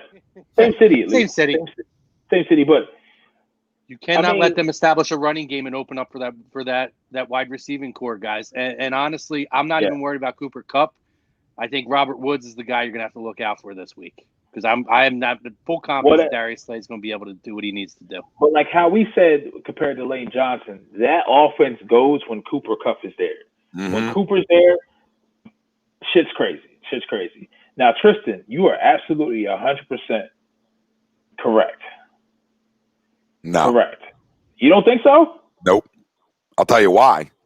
I'm a complete disagreement. I want to hear you because I feel like when I say I don't think Frank was the best when it comes to schemes, I just think Frank was a voice that Doug took serious.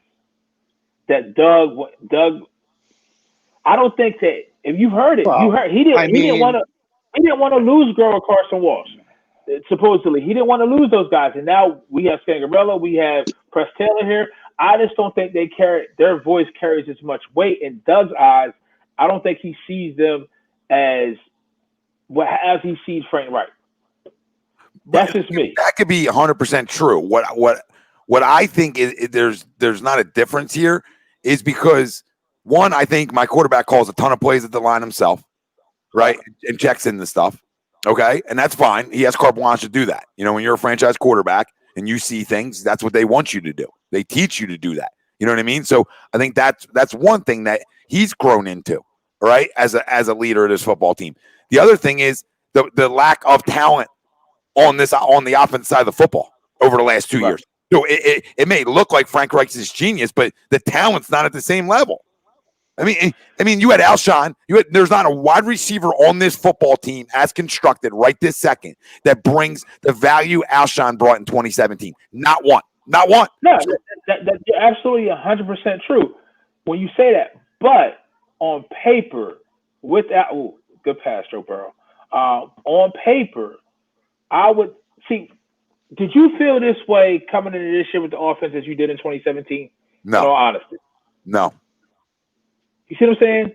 Like, I think that 2017 team, on paper, you would not have thought that offense would have put up the points like they did and moved the ball like they did. I think it was the perfect marriage of talent, health, and scheme.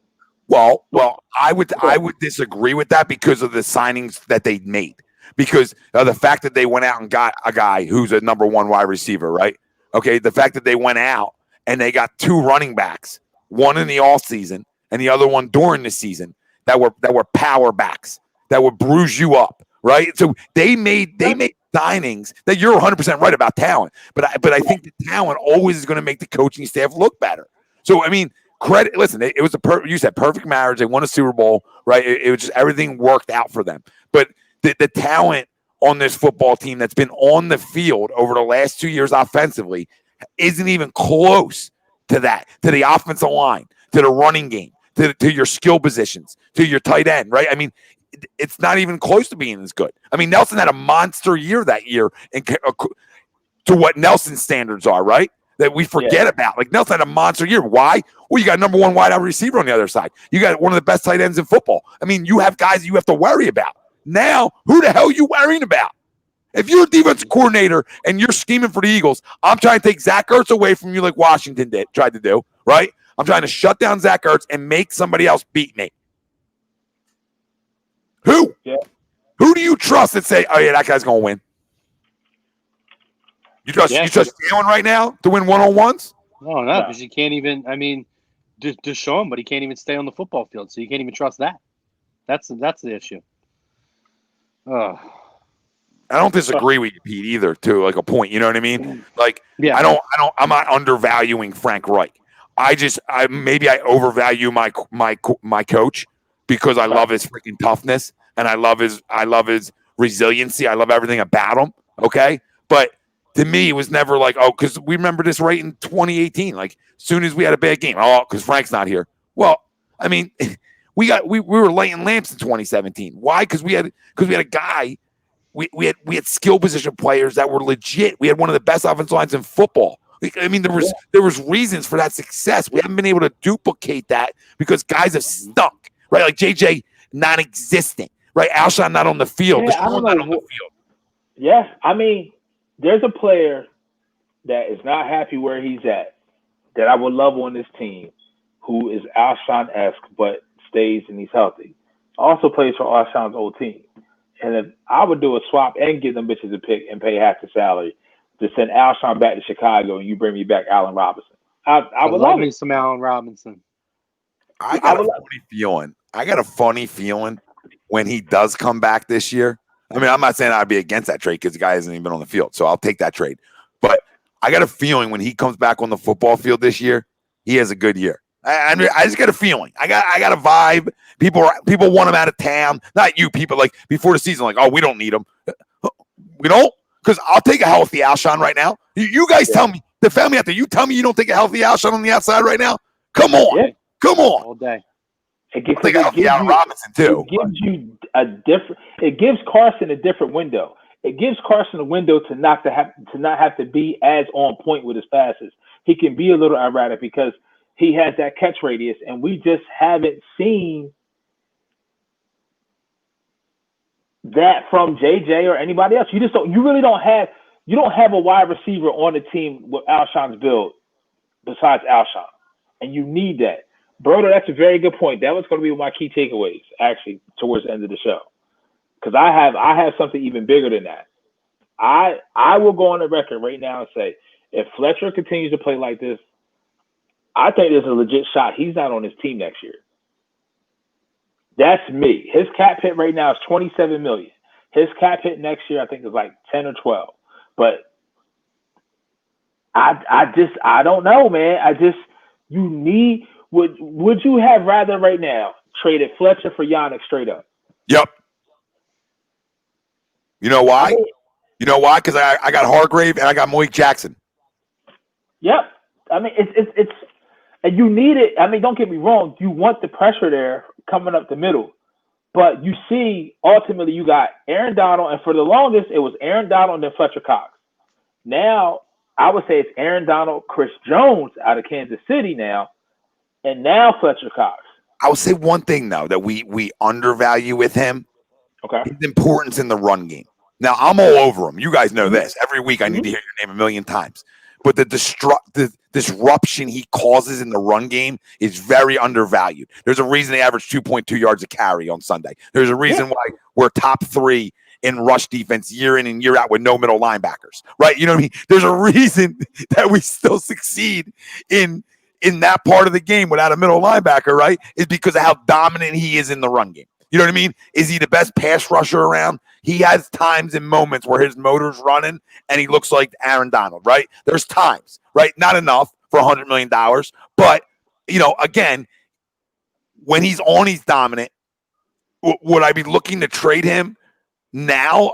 I would have to be the deal like what you just said, Pete. You know what I mean? It would have to be where I'm getting younger. Maybe I'm giving away a pick. But, in all reality, I'm just getting younger and I'm still getting an impact guy, right? So it's got to be like that perfect scenario because I still think he has some stuff left in the tank. But knowing I signed Hargrave, knowing I got Malik Jackson inked up for another 2 years, guys, if the right deal came along because of how much I'm over the cap next year, it would have to be something I considered. Absolutely. But if I'm playing good football, how do I do it?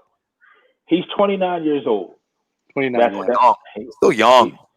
He's 29 years old. But I will say this, though. I'll give you a name. Gerald McCoy.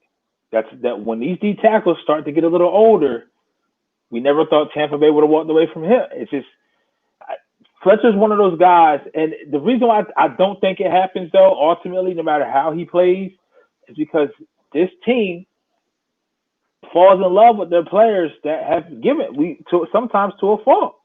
Howie doesn't know when to walk away. I mean, we kill him all the time. Some people kill him in the city, kill him in this area all the time. Bitch, Joe Banner will be quick to chuck up the deuce, bitch. But then he'll do some dumb shit and go ahead and give a big extension to LJ Smith. You know what I mean? So it's like, I mean, but that's the deal, man. That's the mode, or that's the mind frame of this city in general, and how he embodies that. It's that we get so stuck on glory or past glory with some of these athletes that we refuse to take our blinders off. Nelson Aguilar was one of those guys. You got one great year out of the guy. Graham, do you think Brandon Graham's brought back if they don't win the Super Bowl in 2017? Nope. I don't think so. Nope. That one was like that one was like almost was forced upon Howie. Like, what do? You're not signing him. You're not bringing him back. Good luck. Yeah. Good luck. So Pete's right, but then he did for the first time ever like finally give up on an asset. And the first time I've ever seen him do it was with Sidney. And the reason I said to everybody, no way Sidney's getting cut, is because I know how he operates. So I was wrong, and how he proved me wrong on that when he's like, okay, I'm ready. He's not good enough. I'm going to move on. Or maybe he is good enough, and just who knows? Who knows the reason? We'll find out. But at the end of the day, like, it's the first time he's ever moved on from a guy who's young that's still under a team deal, right? Like, that's the first time he's like, I'm going to snip it. I'm going to move on. So, I mean, credit to him for that, for realizing, like, all right, the kid just can't play. I missed out on another second-round pick, by the way. That's all. I can't, and we've talked about, that's one I can't fault him for, because the guy should have been a first-rounder. He had the injury history, fell to the second round. I think a lot of teams would have went on him. I can for Achilles. Any other torn ACL, sure.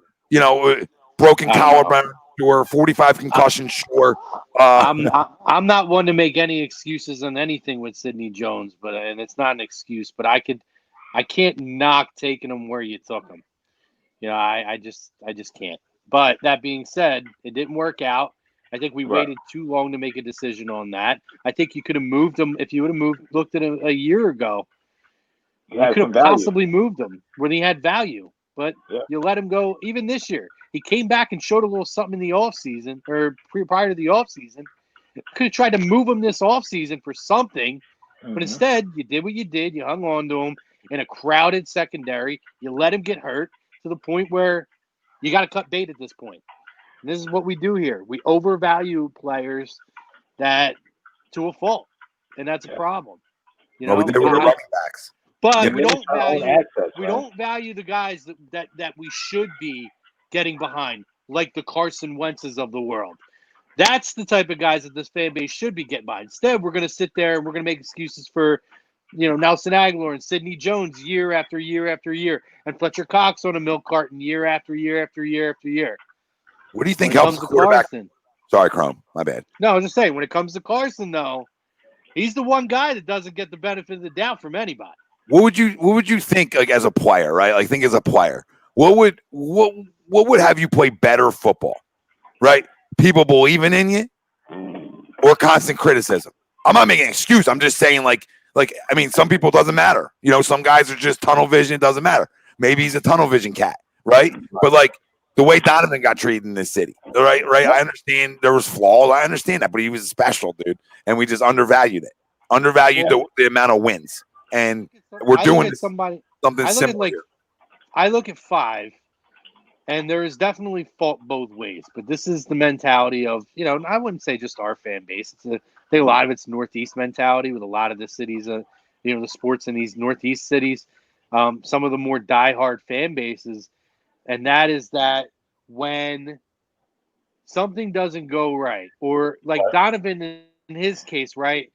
Donovan didn't do us any favors. Donovan didn't do us any favors by letting it go either. He never let go of day one.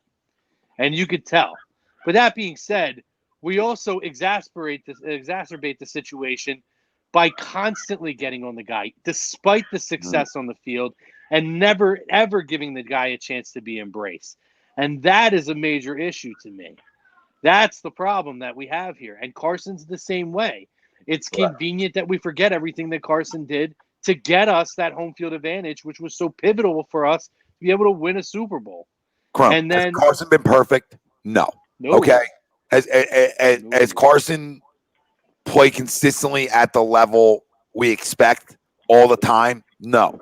But what I'll say, what sold me was last year officially. Like, I was always sold, but there's always concern. But that runoff last year, I don't give a crap if you're playing Little Sisters of the Poor.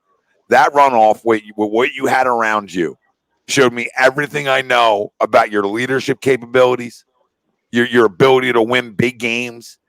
All them questions were answered last year, right? Yeah. And then his luck, he gets banged up in the playoff game, right? Like, his luck, that happens. But all the questions should have been answered last year. And again, we're back to it again because he had a bad game with a bunch of freaking wide receivers. What chemistry does he have with?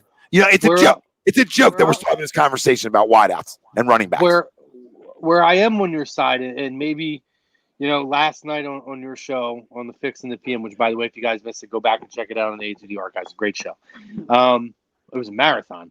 But where I think we had a little bit of we were off in terms of where we were seeing, but I actually think we were agreeing is that with Carson, like everybody sees, we grew up in the era of Tom Brady and Peyton Manning. Well, not everybody's Tom Brady and Peyton Manning.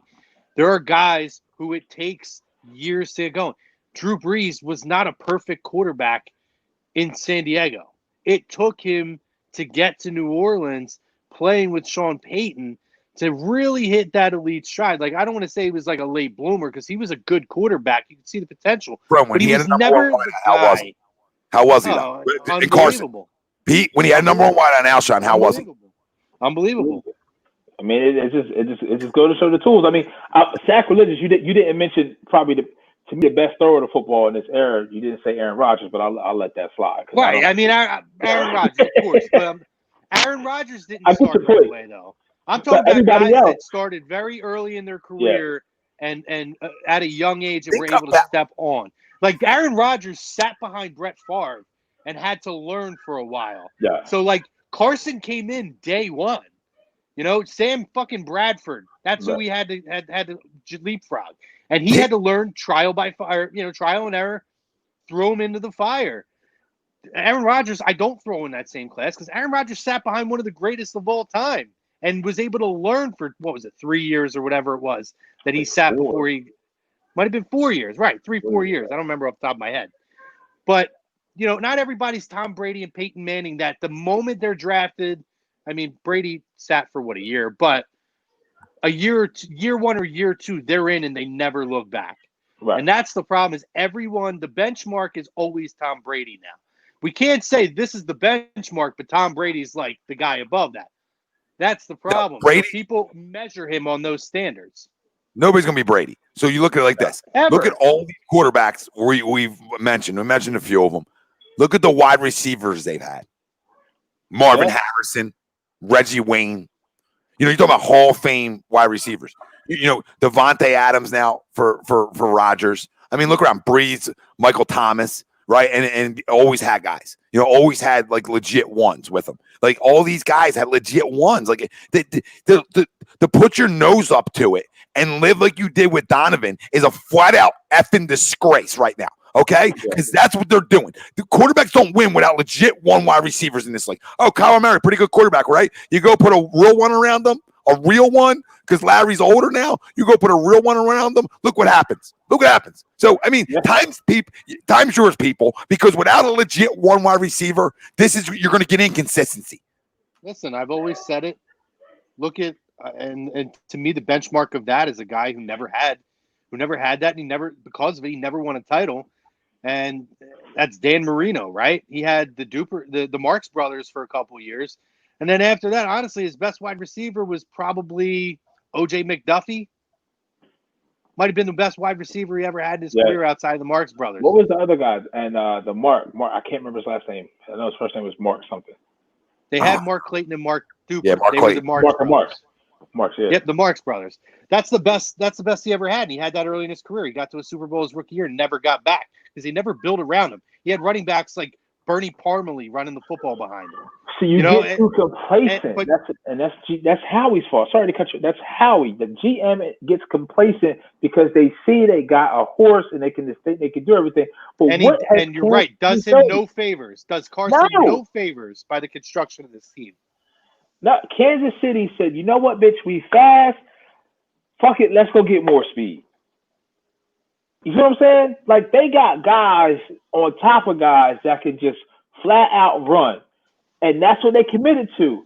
Howie doesn't – I don't know. I'm getting frustrated. That team was able to move on from Kareem Hunt and not skip a beat.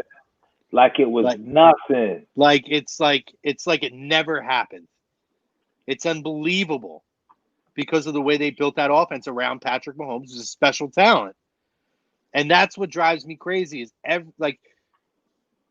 people just want Carson to be this thing, but you have to understand there has to be a supporting cast around him for him to be able to do that. Yeah, this is not a one-man sport. This is not a one-man band here, right? This has to be, You have to have playmakers around you. I mean, you talk about Tyreek Hill. You talk about people want to clown Sammy Watkins. Like, I'll take Sammy Watkins in a heartbeat. But you talk about the weapons around him, like Travis Kelce. We act like, Sammy Watkins isn't a good football player in this league. Now, is he a one? No. But Tyreek Hill sure as hell is. You know what I mean? Because you have to worry that much about him.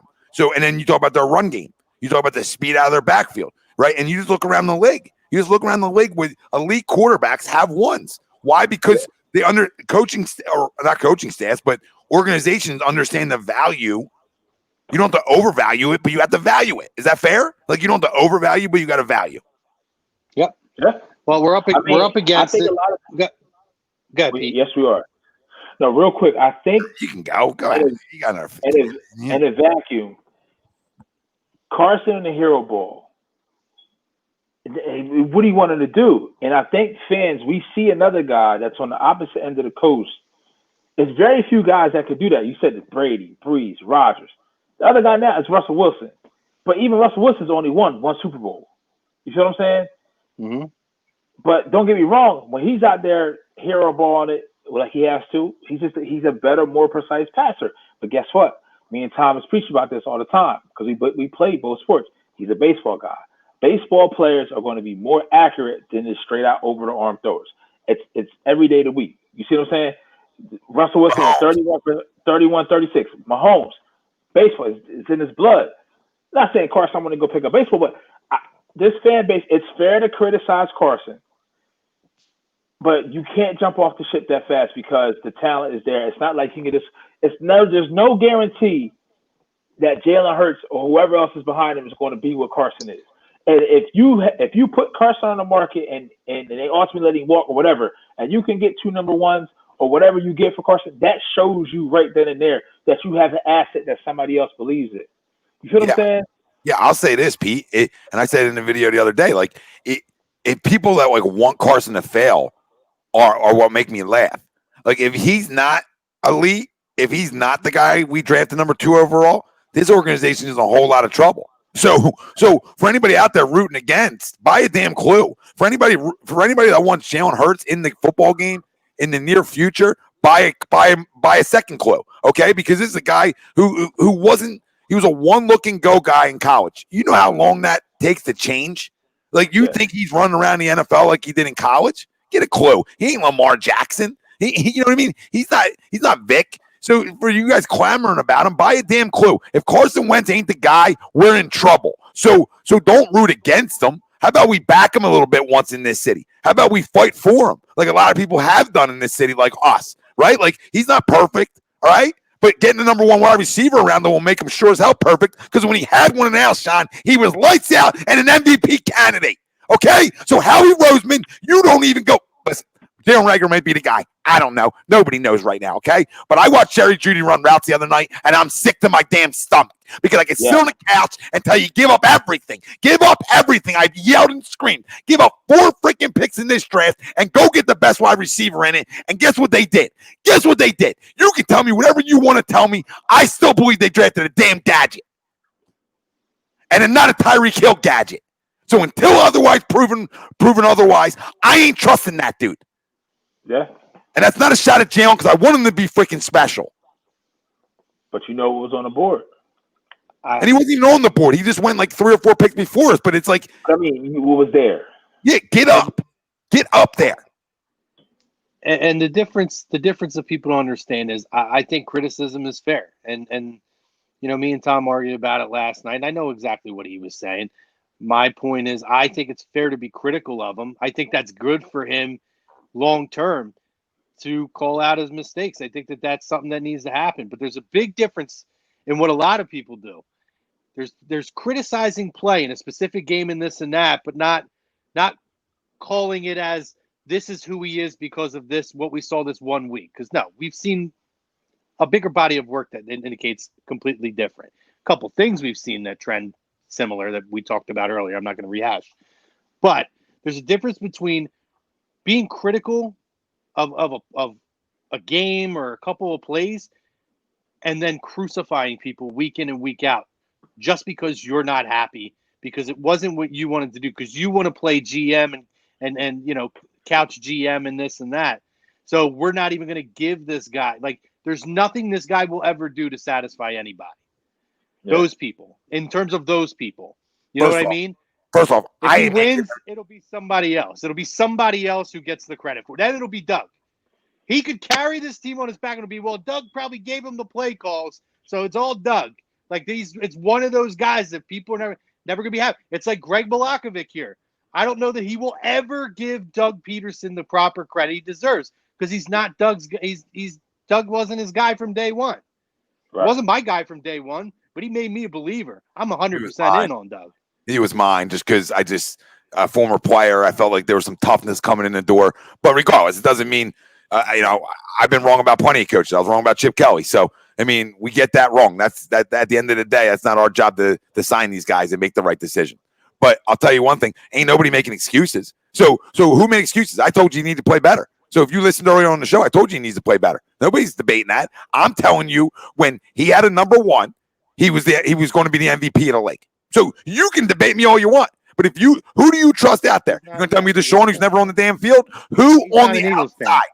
Don't tell me whatever fan he is, because even if he's not, there's plenty of Eagles fans that feel that way. So I'm speaking to all of them right now. So you tell me who's he had on the outside over the last 2 years on the field healthy, okay? Not tight ends, right? Not running backs, on the out damn side. I'll tell you who he hasn't had, Tom. He hasn't had Ezekiel Elliott. He hasn't had Amari Cooper on the outside. He doesn't have a wide receiver factory going for him right now. And still ain't won shit. So I mean, don't throw stones in the glass house. I mean, come on, man.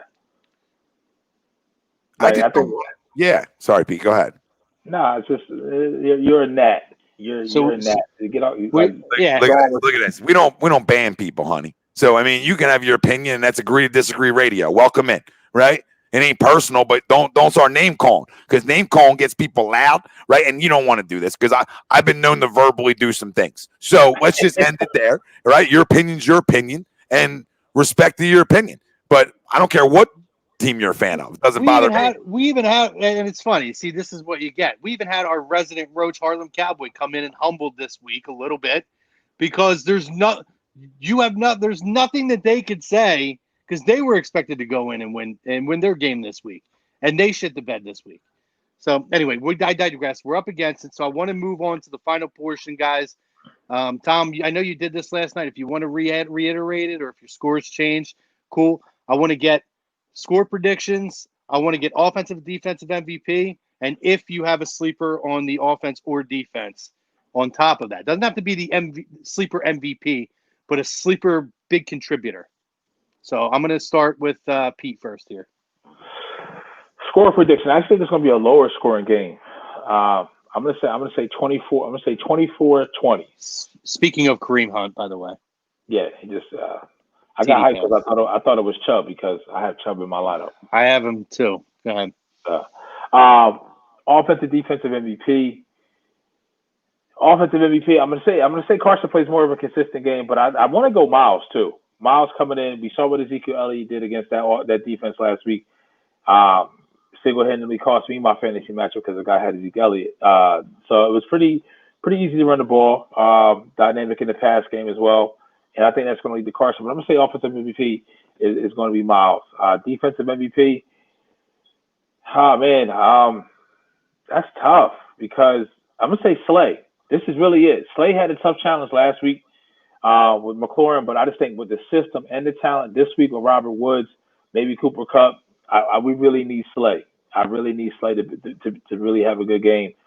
Sleeper on the other end is going to be Avonte Maddox, because I need him to be not that far behind what production Slay is going to give me. I need Avonte to be there too. I need him to be solid. Just as solid as you were in week one, secondary as a whole, I need you to be just as solid this week as well. Facts. What was your score again, Pete? You broke up on me, I think. 24-20. 24-20, okay. I heard the 20. I didn't hear the 24. So, nice. You were like me last night, 28-24. But let me tell you something. This is what happens. The negativity makes me start to think otherwise. So, not from you guys, from the people, some of the people. So a lot of people are down on this team. Maybe not a lot, but enough of a percentage of this city's down on them, which means they roll. And I'm not saying blowout. I'm just saying they double digit. They win by double digits. So I'll go, I had 28-24 last night. I'm going to go 31-21. Offense player game. You already picked Carson. I'll go in a little bit of a different direction. I'm going to say Deshaun Jackson. I'm going to say Deshaun Jackson has a big game against Jalen Ramsey. Needs to. I mean, any corner can get beat deep. Jalen's my guy. Ramsey, I love him, but I need Deshaun to come have a big game. I think, 2 explosive plays can change this game. So let's go Deshaun. And on the defense side of football, I said Fletcher Cox last night. He needs to dominate. We already know this, but I'm going to take somebody. I'm going to take somebody else as well. Let me get a big game from Derek Barnett.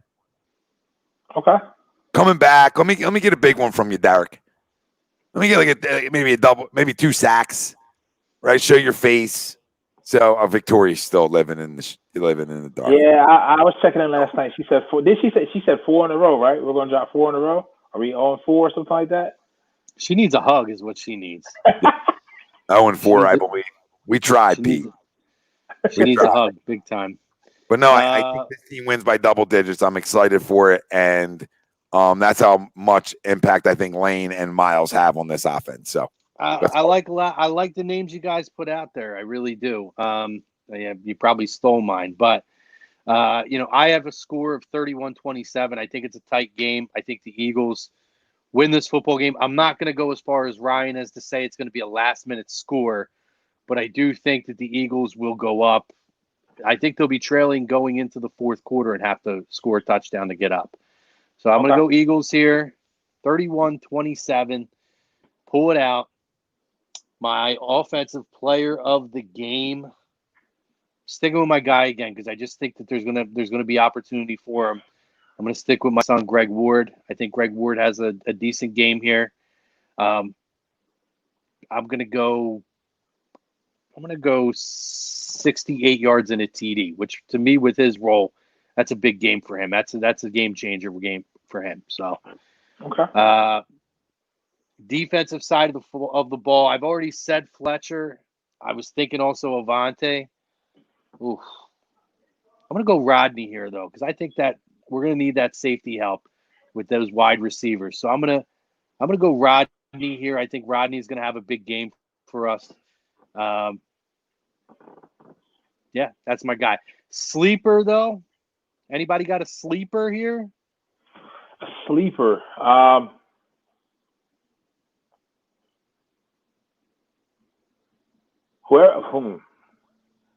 Sleeper as in to be effective and key to the game with stat wise or just integral to the game itself? Either, whatever your perception is. Someone who's going to affect the game that maybe wouldn't be the sexy name that you would jump out off the page for you this week. That one, I'm gonna say Duke Riley. I think he's going to get his chance because he had a couple good plays last week. Played a solid game. I think he's going to get more snaps because I think Nate Gary's down this game, if I'm not mistaken. I mean, my man literally crawled off the field like it was a battle, like Call of Duty. You feel what I'm saying? Mm-hmm. So I definitely think there's going to be some opportunity there. Hell, it's the linebacker position. The linebacker position to me, I don't have any expectations. So anything is a plus. Anything is a plus. Okay.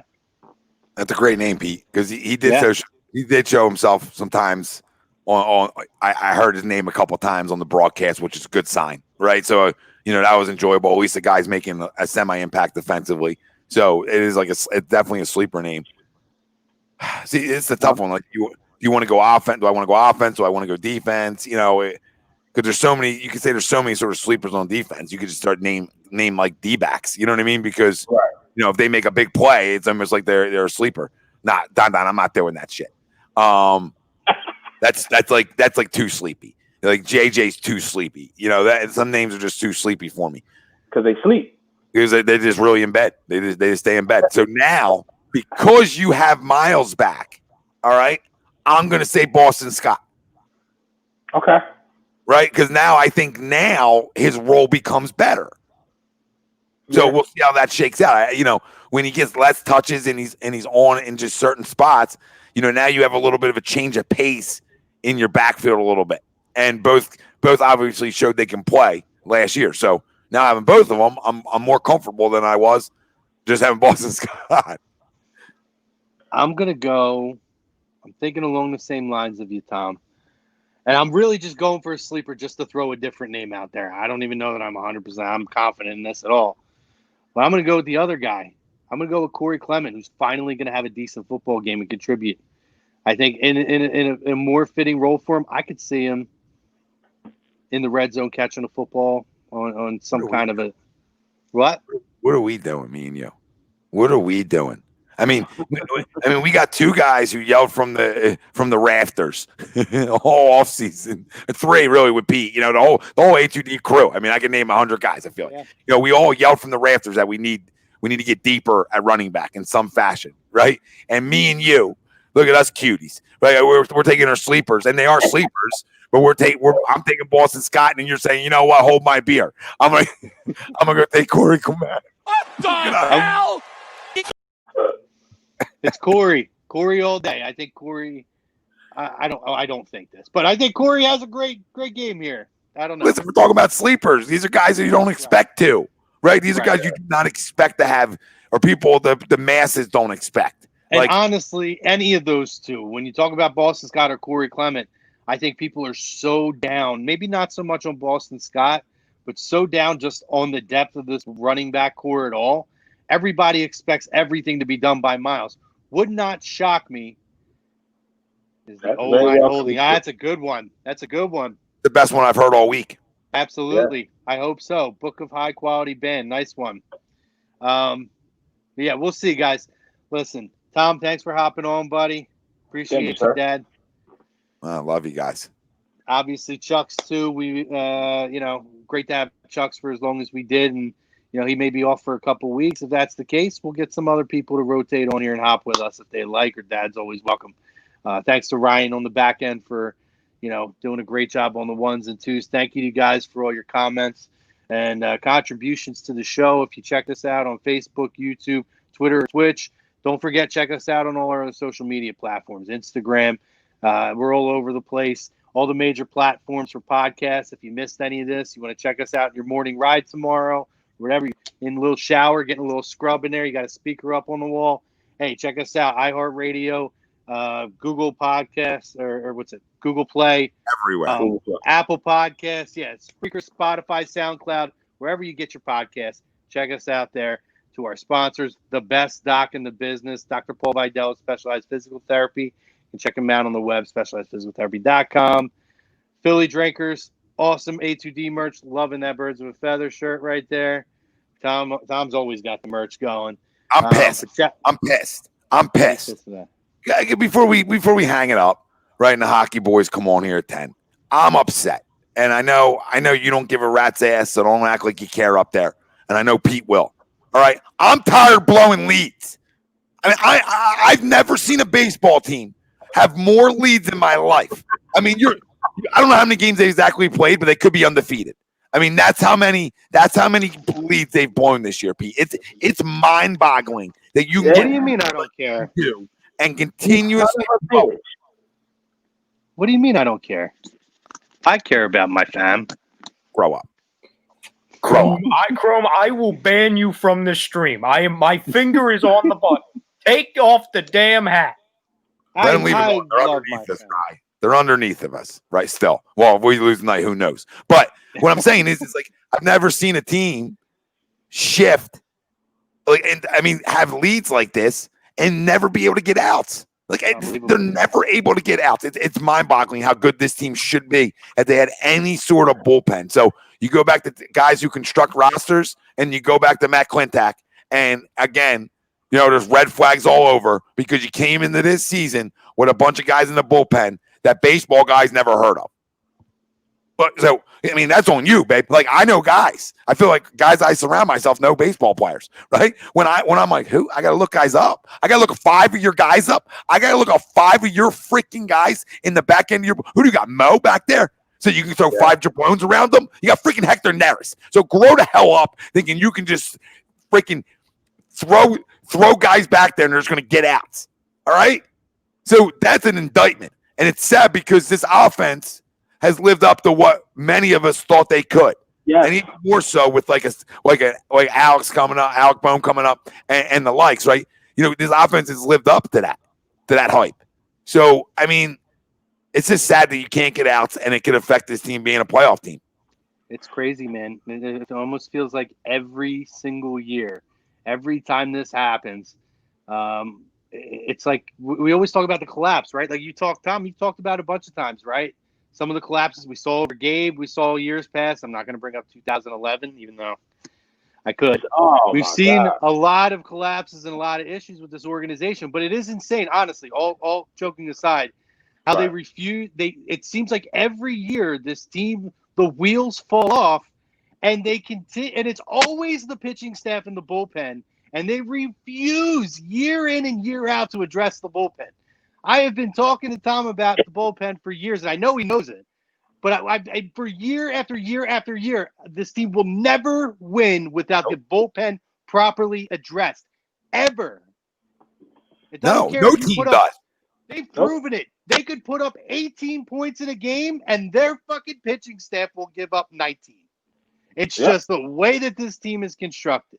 It's a disgrace. It's sad.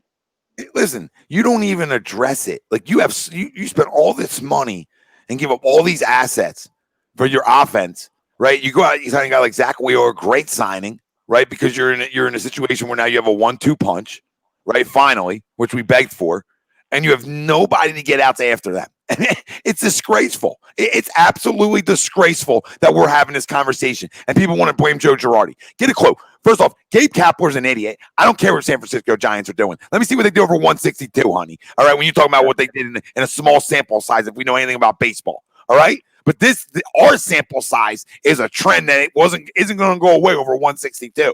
Okay, but this offense is loaded. They have the ability now. There's guys out now, and they're still hitting the baseball, right? Because the young pups that come up, you put them around pros like I begged for forever, right? They either find out if they can play or they can't, and you're finding out guys can play. So you're blowing another lead tonight. I don't know how many that is. It's astronomical. And it's over double digits, bro. So I got to be a quarter of the games.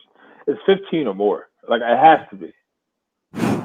Who chose to bring in? The bullpen last year I felt like was better, right? I mean that's the sad part because this bullpen is like the second worst of all time right now. All time. Yeah, it's unbelievable. Talking about a 7 run average or something. On a night that Bryce he goes for two dingers. 2 dingers. How's he feeling standing out there in right field? So what do you think, Pete? I mean, they talked about it last night. Do you still think this Phillies team is a playoff team? It won't be on the merit of the damn bullpen. I mean, by the time they get there, I don't think the starters are going to have any arms left. So I mean, offensive wise, yes. Starting rotation, borderline. Bullpen, fuck no. Like you can't. Like you can't. See, like you can't. I don't even know what to say for it. But I disagree with you because not that the potential's not there, but you said offensively, absolutely not, because there ain't much time left, and Bryce Harper needs to start hitting. You need to see more consistency from Reese, and you need JT back in the lineup, which I think is going to happen this weekend. Am I right, Tom?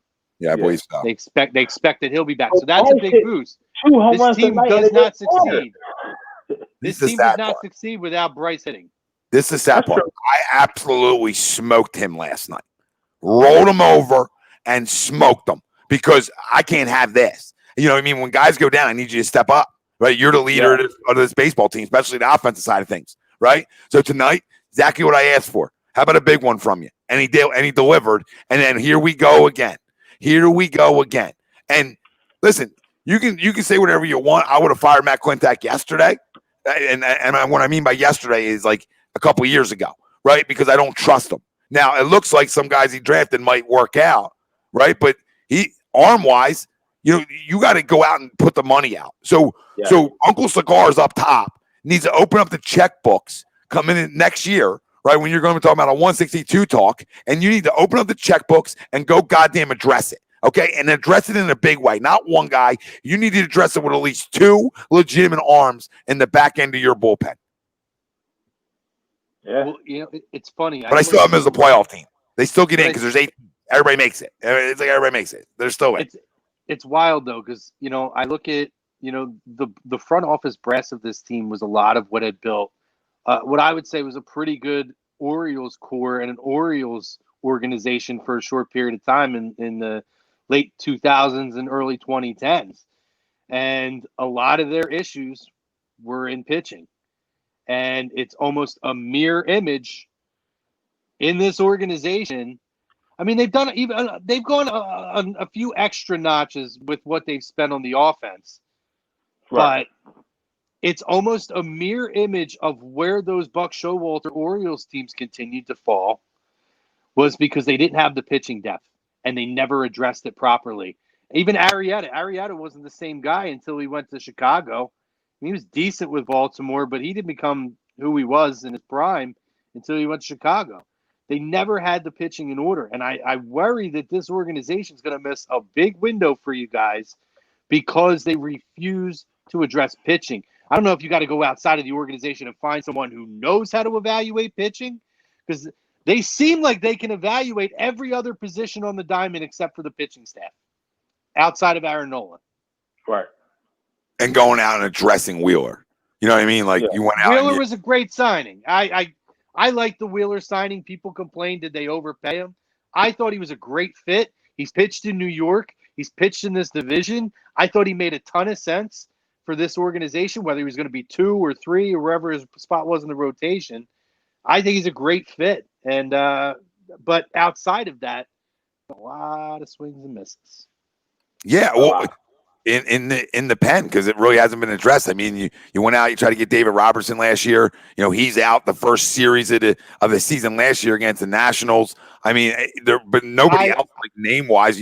Pat Neshek never wanted to pitch, right? I will say this though, I will give them a crumb of a sliver of credit. I know you mean when they acquired Workman. I know you didn't know a lot. Workman, before he got hurt last year, was a very good pitcher. I think a lot of people expected he would bounce back this year. And really, up until they traded for him, he was good with the minus. Right. He had 2 tough outings. And what sucks is in a 60-game season, you have 2 or 3 bad outings, or not even just bad, just like not great outings. And especially for a bullpen pitcher, your ERA is through the roof. So I can't fault them. I thought that was a good move by them. It just hasn't panned out. Regardless, it's not about the move then. It's about not addressing anything before you. Agreed. 100% right. And that goes back to the off season. And that goes back to when you break the new camp that you came out of. Like there had to be some better arms that you saw in the spring than what you tried rolling out. So I would love to ask him what you had guys like, and I'm not saying they would have been better, but you had veterans in camp at least like Liriano, etc. That like you're telling me wouldn't have been better than what you rolled out. Like that's a joke to me. So you just don't want to pay it. So fine, and it's probably not a lot of money, but you just rather pay a little bit less, and it seems like a little bit less. And if you want to always try to spend, be halfway in, halfway out, these are results you're going to get because you're either in all way to win or you're not. There's no middle ground on it. So you could be a middle ground team and this is what this looks like. Or if they had 2 guys in their pen at the back end that were, I'm not even saying all-star guys, just legit set-up closer type guys. It's a different story on this baseball team. They'd be fighting for first place in this division with the Braves right now.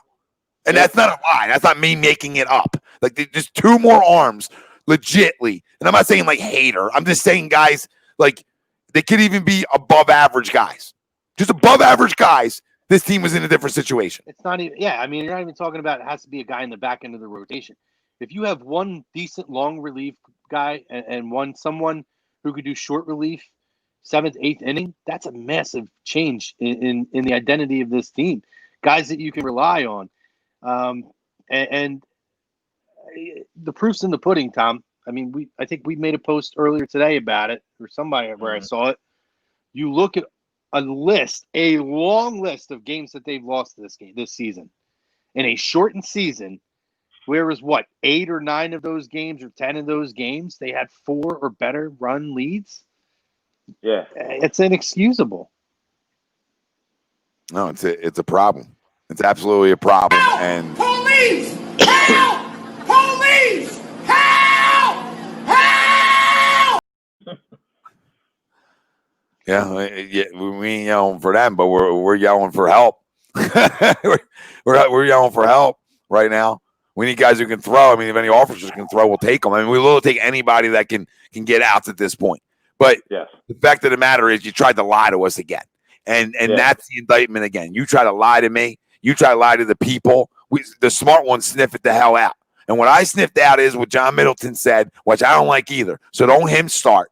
Okay, signing Harper wasn't just your meal ticket to just be mediocre. All right, signing Harper meant that you were finally telling us that you were going to contend in 2019 and 2020. Okay, you didn't contend in 2019, and now we're at 2020, right? And you make another move to try to contend in Wheeler, right? So again, you're making little moves to contend, but again, you're taking these are prime years of your best player, right? You still haven't signed your catcher, which you gave up two guys who can play. I mean, how Farrow can play, and we know Sixto's been dealing. So that's fine to make the trade, but you got to sign them.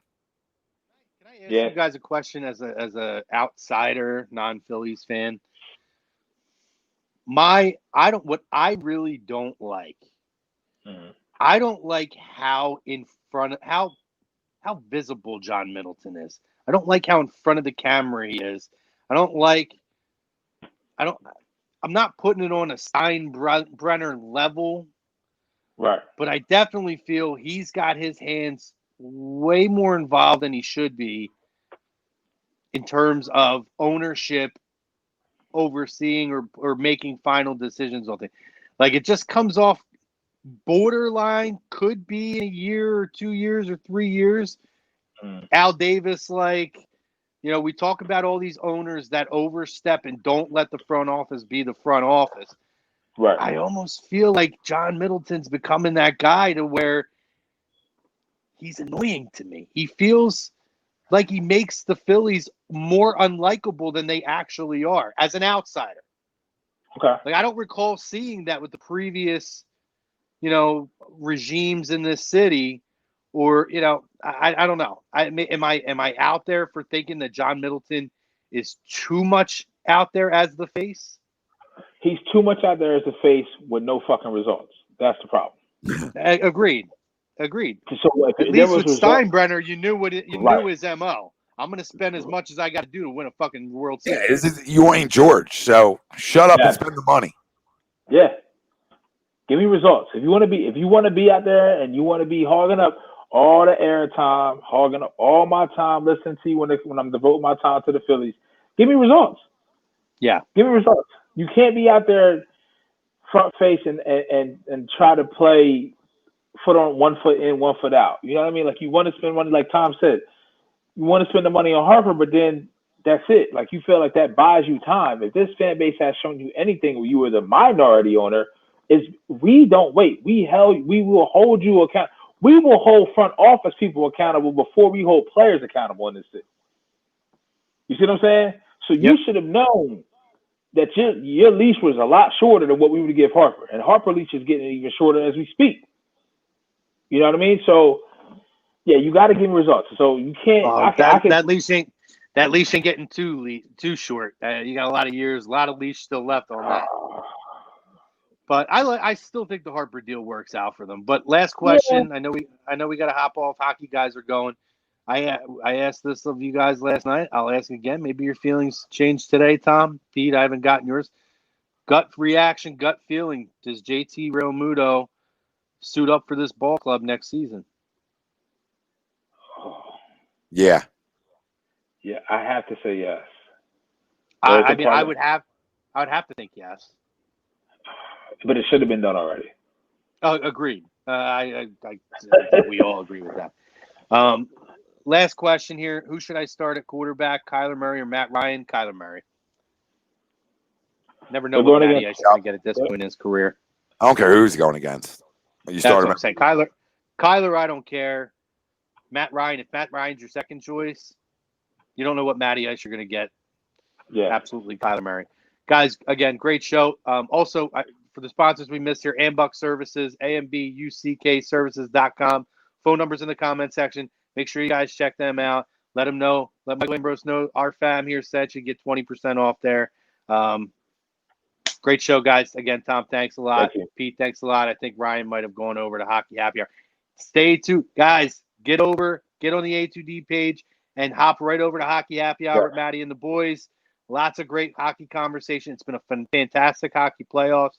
So get over there, talk with those guys. They're the friggin' best when it comes to that. And make sure you stay tuned to all our A2D programming this week. And check these guys out. Tom, I'm assuming post-game again this week? Yeah, post game again. Sunday night after the Eagles game. Looks Get like over we'll have there. Jaws on at some point too for a little interview as well, from There like you go.